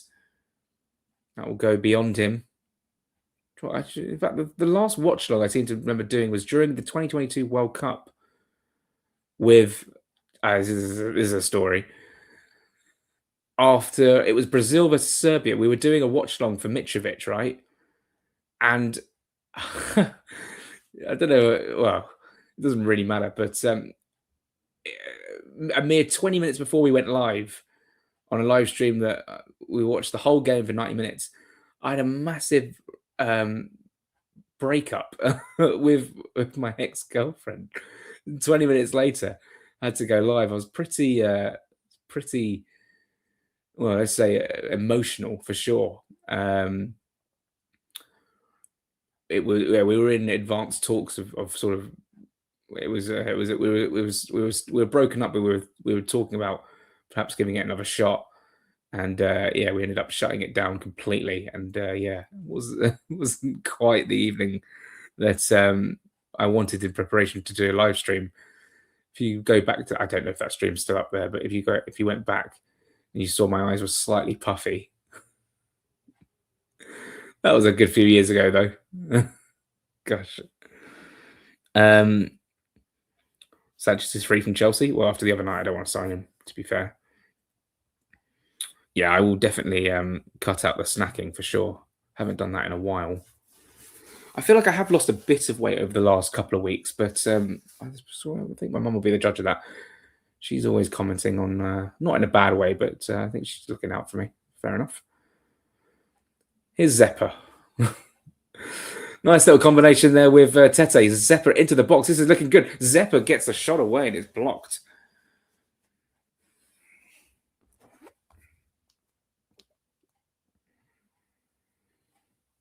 Draws made for the Champions League. I don't even know how that works because they're just it's all in a league phase, isn't it?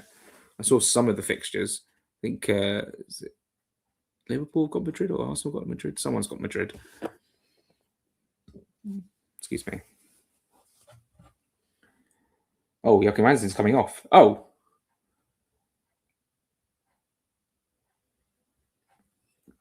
Oh dear.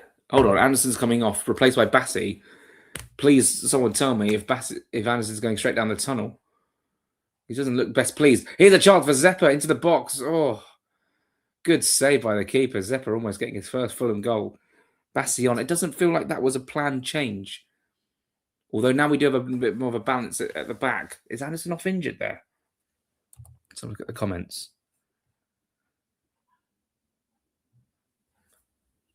Don't think anyone in the comments knows. Don't want to say we're enforced into making that change because that would be a bit of a nightmare. I know Van Andersen's probably not the favourite to start against Club haven't tweeted it so far. Anyone watching? Did Andersen go off injured? Didn't look like. I mean, I didn't see anything to suspect. Or maybe he just went off at that near side because that's what you do now. Oh, De Frugos has been done there. And he has taken down his man. Oh, and the referee slipped over. Hey. In fact, no, it's not a foul.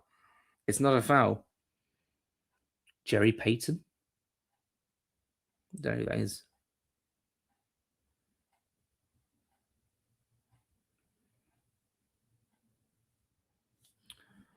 I think Bassie's gone to the left, hasn't he? You can tell. Harley.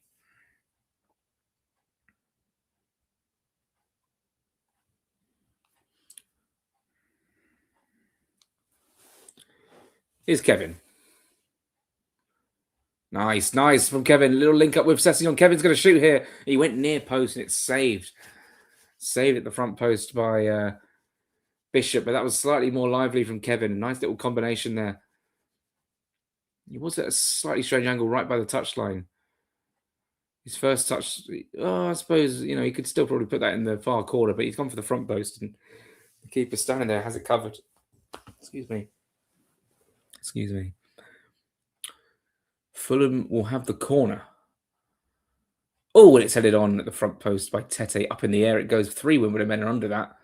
One of them's got to header it away, and they do. It falls to Harrison Reed, puts it back into the box. It's flicked on and just wide. Just wide. I think that was Kenny Tete. Yes, it was. Second headed effort from him this evening.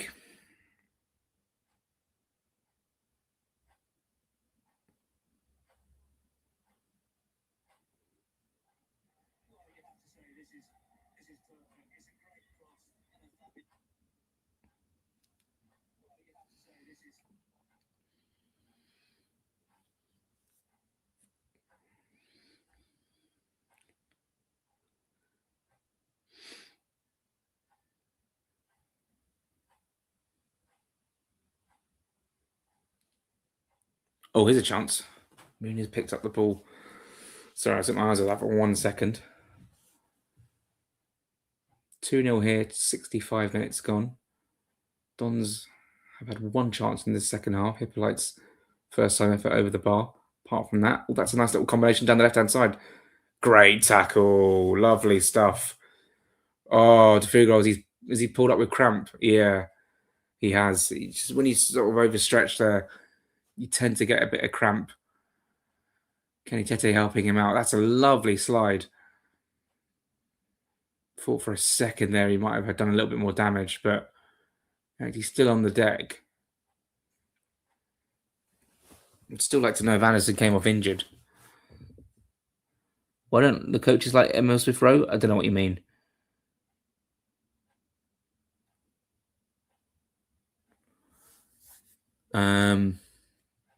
Oh, Jerry Payton was in the same team as Gordon Davis, our goalie under Malcolm McDonald.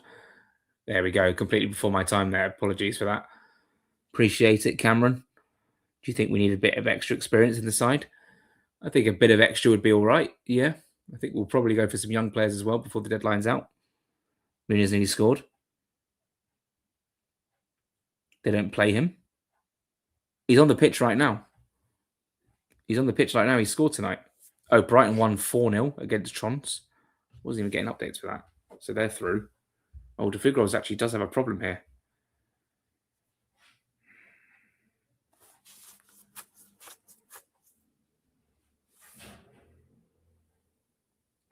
Don's having a party in the away end.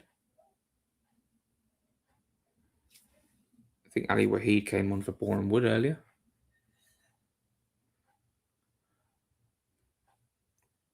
Yeah, Brighton comfortably through to the next round or to the Conference League group stages. Oh, there's going to be another change here. I think that is... I want to say that's Nwoko coming on. That'll be his senior debut. Played in the friendly. And Jaden Stockley's coming on for Wimbledon as well. Nwoko is on. Who's replaced him? Sorry, who is he replaced? Don's going for the long throw here. Was it De Fugros?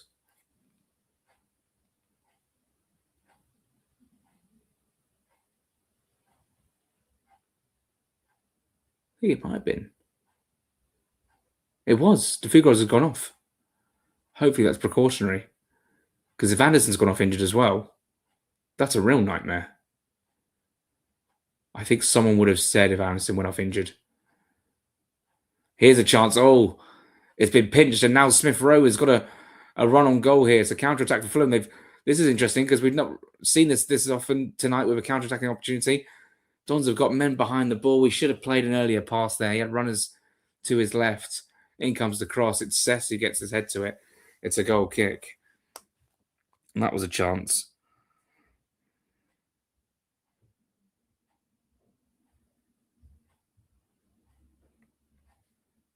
So Nwoko comes on for his Premier League, for his Fulham debut.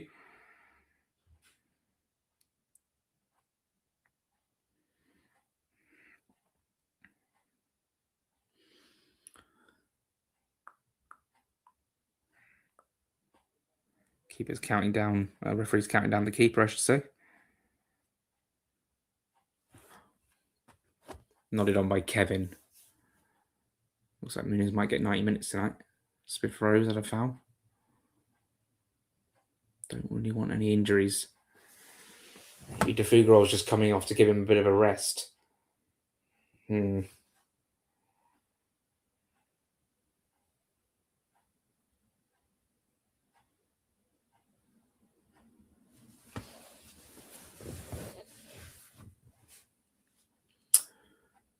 minutes to go.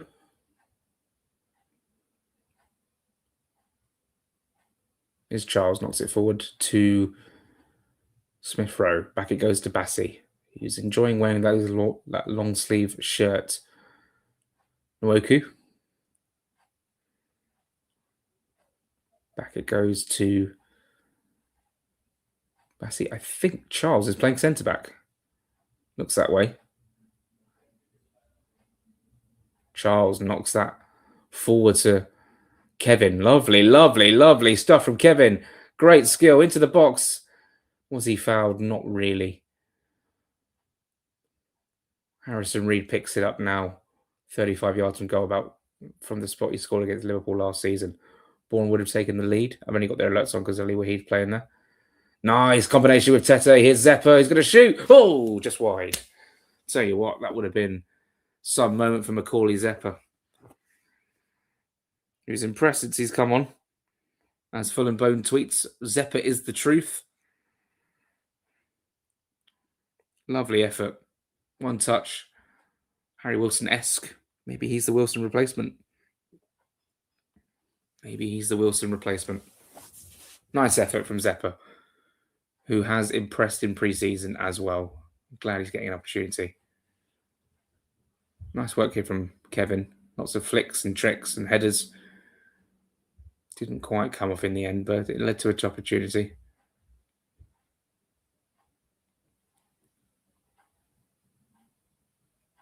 Norco nods it forward. Smith Rowe gets a touch to it.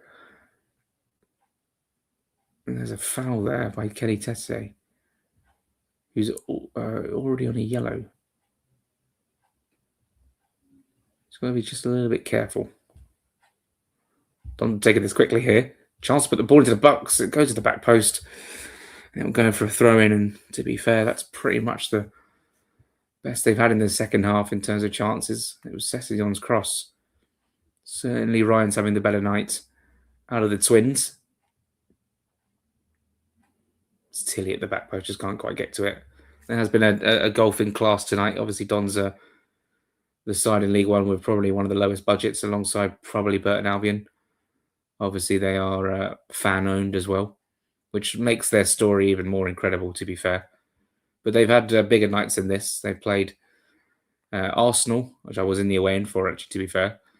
A few years ago, they've played Chelsea. They played Newcastle away. I don't think they played any of the Manchester side. Oh, Cesar Palacios and Gonzalo Garcia are coming on. Lovely stuff. Rodrigo Muniz will make way. He scored his goal. I think he'll be fairly pleased with the work he's done this evening. You'd imagine Gonzalo Garcia starts on Sunday, but on comes Rodrigo Muniz and Kevin off as well. Palacios on for Kevin, who had an okay night. Nothing too spectacular from him. Palacios on for Kevin and Muniz off. Gonzalo Garcia on. Go on, Gonzalo. Let's get another goal. I think Kevin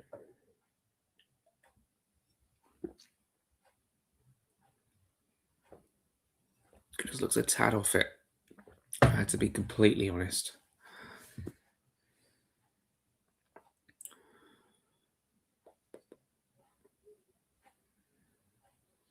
Just missing that creative spark. Kevin had a nice little couple of touches just before he came off, but in terms of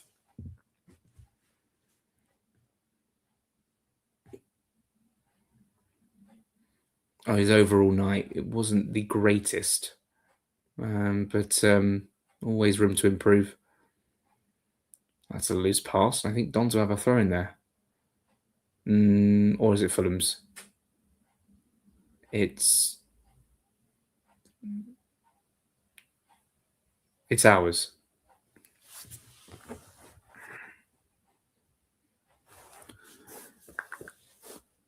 What do you guys make of Kevin? Put it in the comments. Here's Harrison Reed, knocks it back to Kenny Tete under a bit of pressure, but he plays it to Lecompton. That's another thing. The centre backs, the full backs haven't been under too much pressure at the back tonight. There's been less pressing, which is interesting because you'd imagine that maybe Johnny Jackson's thinking if they play through our press. Here's Gonzalo Garcia. Gets his first touch and he nods it off, and Smith Rowe's got a bit of space. He runs into space. Handball! Blocks. Falls to Sessegnon, who plays it back across the box, and Gonzalo Garcia's up there. Headed away, falls to Harrison Reed, and then it goes away. I think all eyes are on the referee there. Wanting a handball. Doesn't give it. Here's Kenny Tete. Finds Harrison Reed, who exchanges passes with him. And now Calvin Bassey. Can he marauder into the Wimbledon half? He does. 15 minutes to go. 2-0. It's the score. Garcia dropping incredibly deep.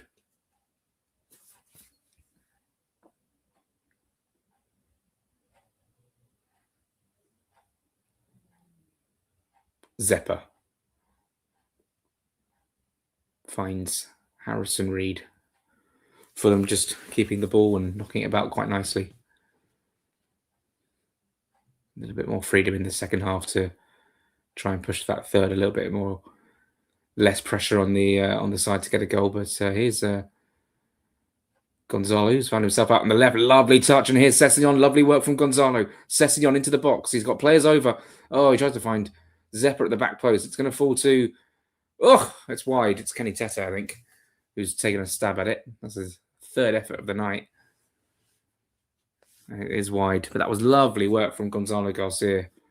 Lovely player. Nice play to Sessegnon. Garcia wanted the pullback. It went beyond Smith Rowe. It fell to Zepper, who couldn't quite control it. Tete took one touch, two touch, and then sort of toe poked it wide. They're now showing another replay of the long ball. Garcia's knocked down. I think they're showing the potential handball. It was taken on by Smith Rowe, who hit it. Oh, that's a handball. That is a handball. Any day of the week. Outstretched arm, unnatural position. Should be a penalty to Fulham. And they've got away with one there. That was a pen in my eyes. Oh well. Hopefully it won't come down to pens tonight. Otherwise, it'd be a monumental collapse from Fulham. Great save by the defender. Garcia looks a different class to Muniz. Just a little bit more mobile, isn't he? Garcia, a little bit more mobile and can link the play very, very well with his feet. Don's about to make a couple of changes as well. But this game is, I'd say, petering out. But if you'd have told me that at the start of the game, I would have felt fairly pleased with that. A little undramatic evening for Fulham at Craven Cottage this evening. Would have been nice to be there, but it is what it is. Here's Norco. Lovely to see him on the pitch as well. Some real positives about this game, the more it's gone on, really. Zepper. Tete. Smith Rowe. Lovely first touch. Just want to be a little bit braver. Like, take on your man. Here's Zepper, who's doing exactly just that. Taking on his man. Into the box it goes. Oh, clearance was blocked. It almost fell to Harrison Reed. It's cleared away. Bassey couldn't quite get the ball under control. Stockley gets it. But Fulham recycle possession and go again with Shea Charles. Lovely stuff. Palacios. That's not Palacios. That's Smith Rowe. Palacios out on the left. Gosh. Here is Zepper. Lays it off to Kenny Tete. Nwoko wants it, but he finds Calvin Bassey instead. Out it goes to the left for Ryan Sessegnon. He's got Palacios on his outside, but he goes inside for Harrison Reed. Harrison Reed just outside the box. Lovely little combination with Gonzalo Garcia. Oh, with Smith Rowe, and it's wide. That would have been beautiful. Garcia already having a couple of chances since he's come on. Lovely bit of link-up play. Absolutely adore this player. He's fantastic. Look at this. One touch, little 1-2 with Smith Rowe, and he hits it wide. I think he wants a corner. I don't think it is a corner. Lovely little layoff from Smith Rowe, that. I think he probably thought the defender was... Well, the defender did try and make a challenge, and I think that's why... Oh, maybe it is a corner. It is a corner. Let's go. It is a corner to Fulham. So actually, let's give him a little bit more credit for that. And there's a good block from the defender. In by Harrison Reed. To the front post. Headed away. Back it goes to Reed. He'll have a second chance to put the ball in the box, which he does. It's a floater. It's punched away by Bishop. Oh, that's a nice touch. Sessegnon. Oh, that's actually... Yeah, I think someone had a swipe at that and completely missed the ball and it went out for a goal kick. I think it might have been Kenny Tete, actually. Dons will make some changes. Could see Josh King come on, I suppose, but I think it'll be important for Smith Rowe to... Oh, yeah.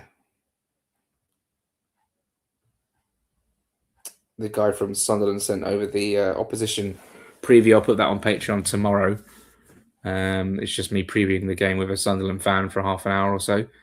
More Fulham, less sort of Sunderland insight than Fulham, because obviously he's hosting and wants my opinion on things. But yeah, it would be a good thing to put on Patreon a little bit later on.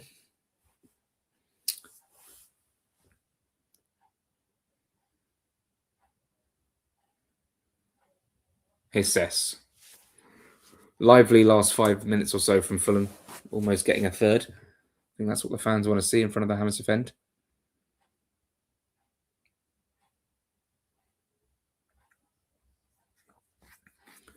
Enzo Fernandez going to City.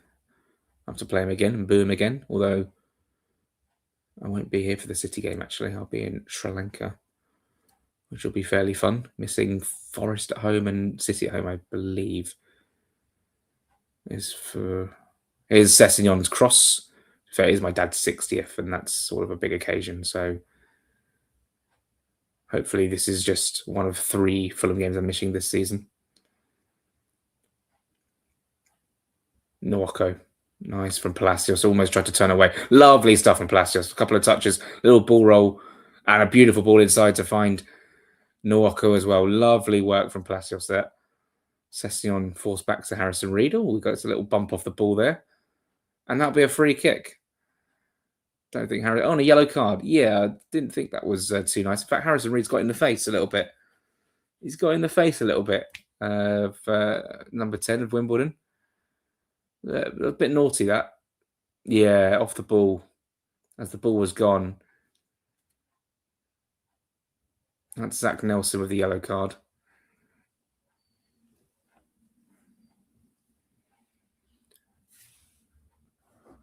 That's an attempt forward, but it's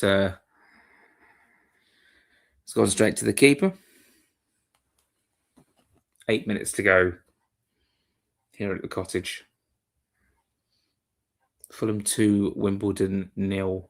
Lovely takedown by Shea Charles. Beautiful stuff. The little we've seen from Palacios tonight, but he's been good. Gonzalo's put himself about since he's come on, and Charles has had a great game. 3 just very good signings. Very, very pleased. Okay, you might comment say, "Yeah, well, it's only Wimbledon," but I think Palacios is going to be a good player for us this season. This is obviously going to give fans a little bit more encouragement. I know, again, opposition, etc. But West Ham will be no mugs. I'll tell you that. They'll want to get a scalp over a Premier League side. Beat us last time we played them as well in a narrow 1-0 win. Although we did win 1-0 at their place last season in the Prem. Raul scoring, of course. Somerville scored for them, and he's no longer at the club either. So we'll have to rely on other goal scorers if they want to get past us. Jared Bowen is obviously still there. Here's Gonzalo Garcia. Oh, him and Palacios linking up. Garcia into the box. Oh, tried to turn away. Probably should have laid off to Cess. Fulham have a throw in. Love Garcia. Looks really, really good. So eager to get involved and doesn't mind picking up different positions. It's been a good short cameo from Gonzalo Garcia so far. That's a ball out to Smith Rowe. I think he might get 90 minutes tonight. Looks like it. Smith Rowe. And it goes to Charles. Where's Rafael Leao going? Is it Galatasaray or is it Aston Villa? That would be some signing. Oh, Villa are ahead of Galatasaray for Leao. The Portuguese willingness is decisive. I mean, Leao to the Premier League would be insane.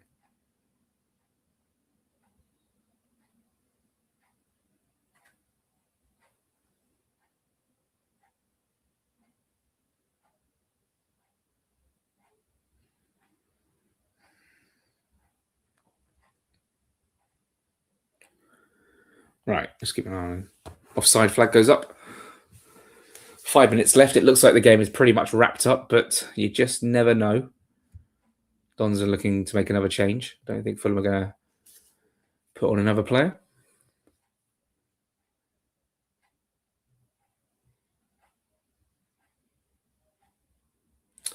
Similar to the Bristol City game, isn't it? 2-0 lead at the break. And then we just saw it out from there.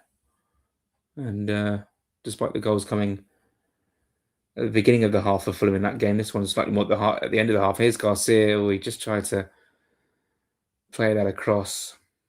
Him and Palacios linking up so nicely there in a bit of space. These goals that came at the end of the half this time, but yeah, be good to see. Good to see us get through and play West Ham in the next round. Again, some confusion as to when that game will actually be.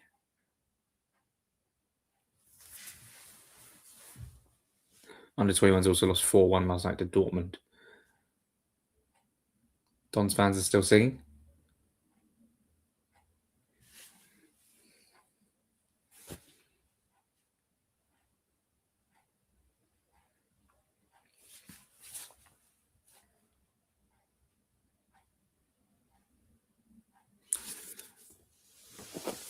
I want to say Dons have Wigan at the weekend, I think, at home. Bishop's going to take this free kick long for Wimbledon inside his own half. To keep a clean sheet, that would obviously be very good. Hopefully Davigros is okay. Hopefully Anderson. I don't think Anderson went off injured. I think my group chat would have blown up by then if that was the case. Although I do have it muted, but at the time I checked it and nothing seemed to be.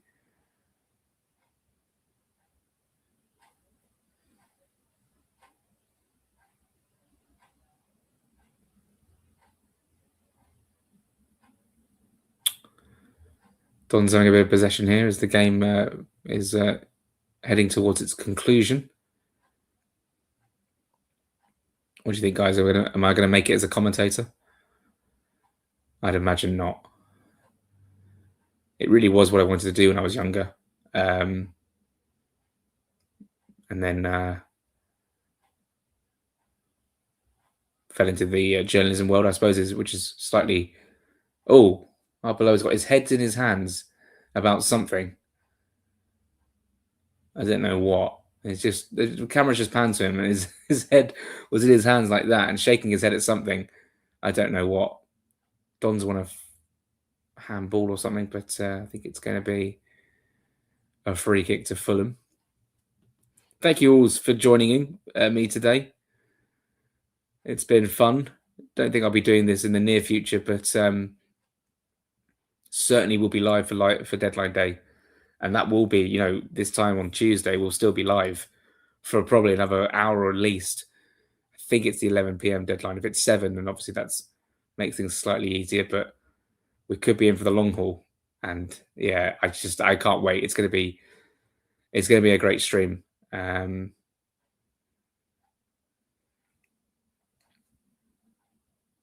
Palacios. Wriggles away from one. Finds Smith Road. Bit of space here. Here's Nwoko. Oh, his shot is blocked. It's going to fall for Cess. Nwoko's going to chase it up as well when he gets there. Dons have players back there, but that was a chance for 3. Back it goes to Bassi. Fulham will build again. Here's Shea Charles. Look nice in the comfortable in the centre-back position. Maybe he'll play centre-back on Sunday. Who knows? That's a nice ball. Palacios got his touch to that there. Got a touch to that. And here's Cess. Oh, he finds Palacios. First, just let him down. But still, Gonzalo Garcia chasing after. And they boot it clear towards Stockley. And it comes off Charles and they'll win the throw-in.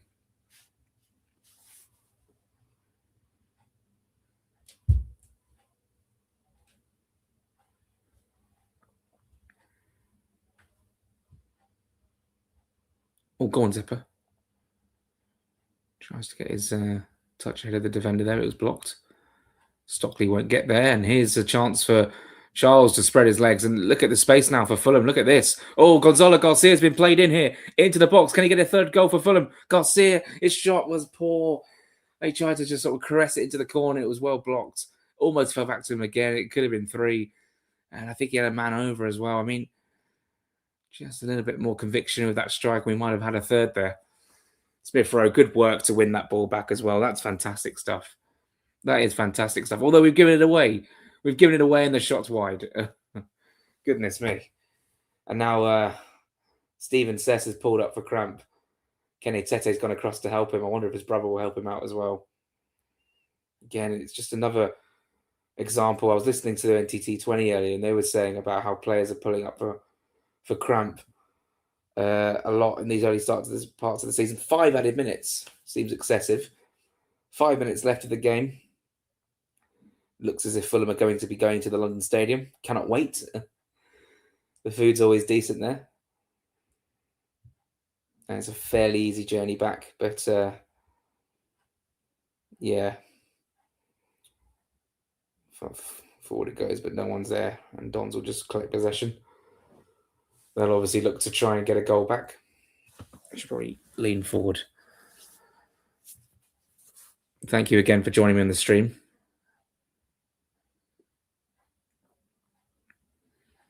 They've got a chance here down this right-hand side. Sessegnon's trying to keep up with him. Right to the byline, and Don's in the corner. Nice work.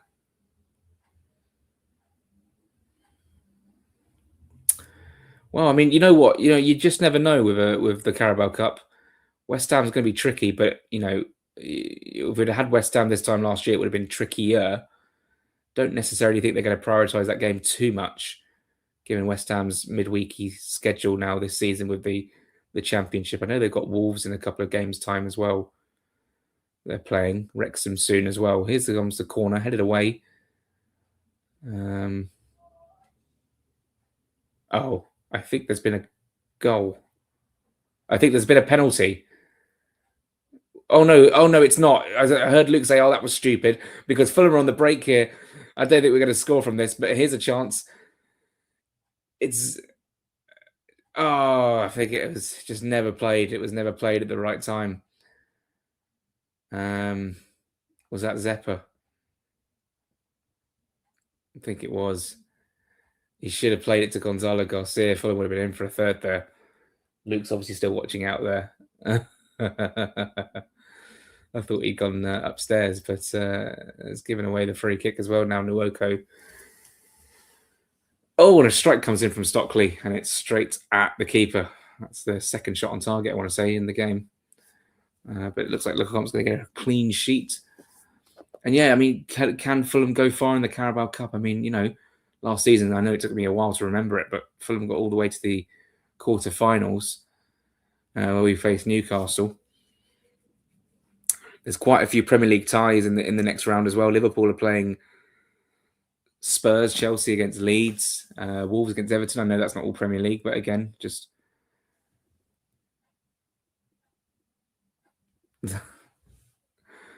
Fulham allowed to play on here. They are. Here's Garcia. He's got. Oh, go on. Great first touch from Garcia. Brilliant. Round the keeper. Hey, that's brilliant. What a goal from Gonzalo Garcia. Oh, let's go. 3-0 to Fulham. Thank you, Luke, for staying quiet for that one.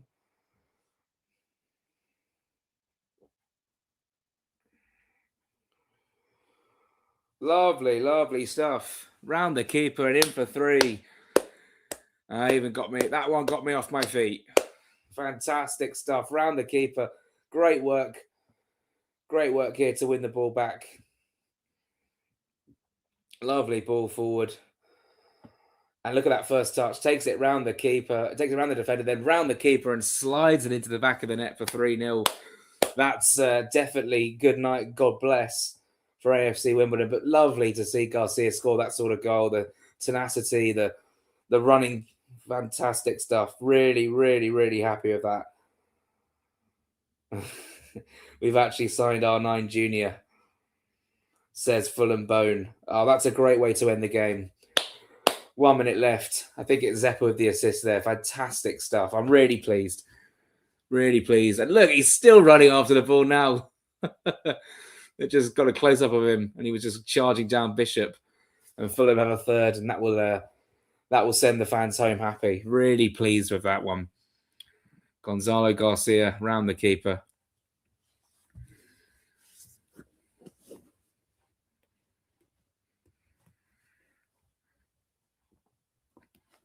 Well done, Luke, for staying quiet for that one. And that will probably be game, set, and match. There's 20 seconds left on the 95. Dons have a chance here. Can they put a ball in the box? Come on, let's keep the clean sheet. Come on, Nwoko, see him out. About 3 players around him. No foul. And Fulham will play on. And that will be full-time, surely. Unless we come forward for looking for another, which we might. So here we go. Here's Palacios.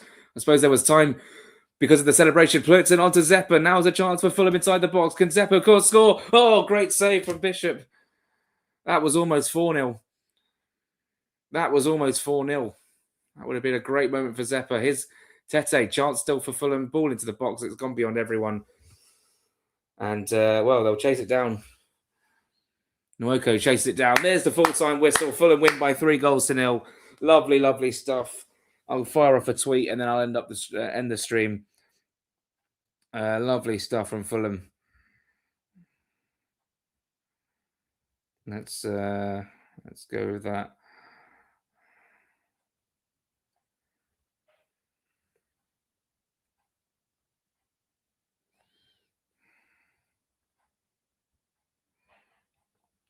Could have been more in the end, couldn't it be?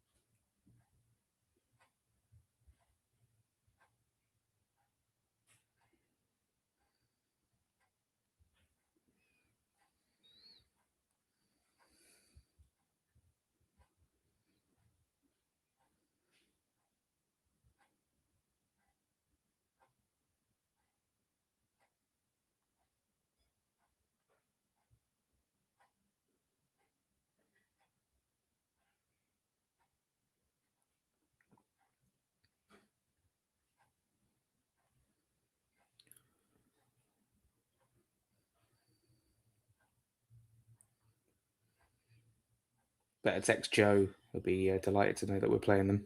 Although his phone just doesn't seem to be having any signal at the moment. He's away on holiday.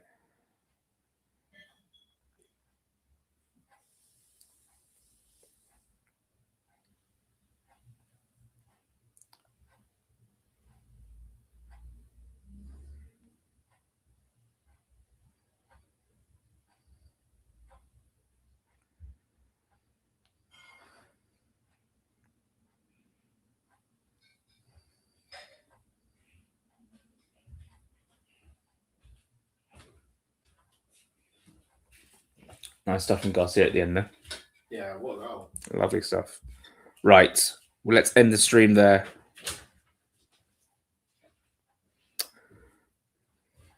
Of course, we'll hear from Abla after the game. I'll try and get the audio for that for Patreon, guys. For those subscribed to Patreon. Yeah, we can call it a night. Thank you so much for watching. Should probably go through the comments at the end. Fun way to pass the time on a work day here in Fulham, America. Mate, I appreciate the support. Didn't update the ticker either. So, yeah, that still says 2-0, but I suppose it came right at the end of the game. Full time here at the Cottage. 3-0 to Fulham. Would you mind if we went to pens? Luckily, we didn't go to pens in the end. You sound like a commentator. I suppose that's good. Yeah, so we've got off the mark. We've scored 5 goals in 2 games, which is obviously good. It could have been more tonight as well. And yeah, Gonzalo Garcia off the mark in league and cup. Yeah, I think I'll be all right for tomorrow. We'll see how the stomach's settled when I wake up. I think the alarm will be set for about 7-ish. So we'll see. If I'm not at the presser, I'll probably make that aware, make people aware of that. But yeah, lovely stuff. There's Bassi just catching up with his brother on that near side. He had a good night when he came on. Yeah, just a good night all round for Fulham, isn't it? Good night all round. And the only good thing about not being there is you don't have to do the journey home, but would have to stick around the press room for the press conference, mix zone, stuff like that. So we'll see what Dave gets. I think he said he was going to the mix zone, actually. So maybe we'll have to ask someone at the club to send over the audio for the post-match press conference. Thank you so much for watching. There will be a big stream on Tuesday, Fulham deadline day. Be there or be square. I don't even know what that means. Take care, guys. Lots of love and come on, Fulham.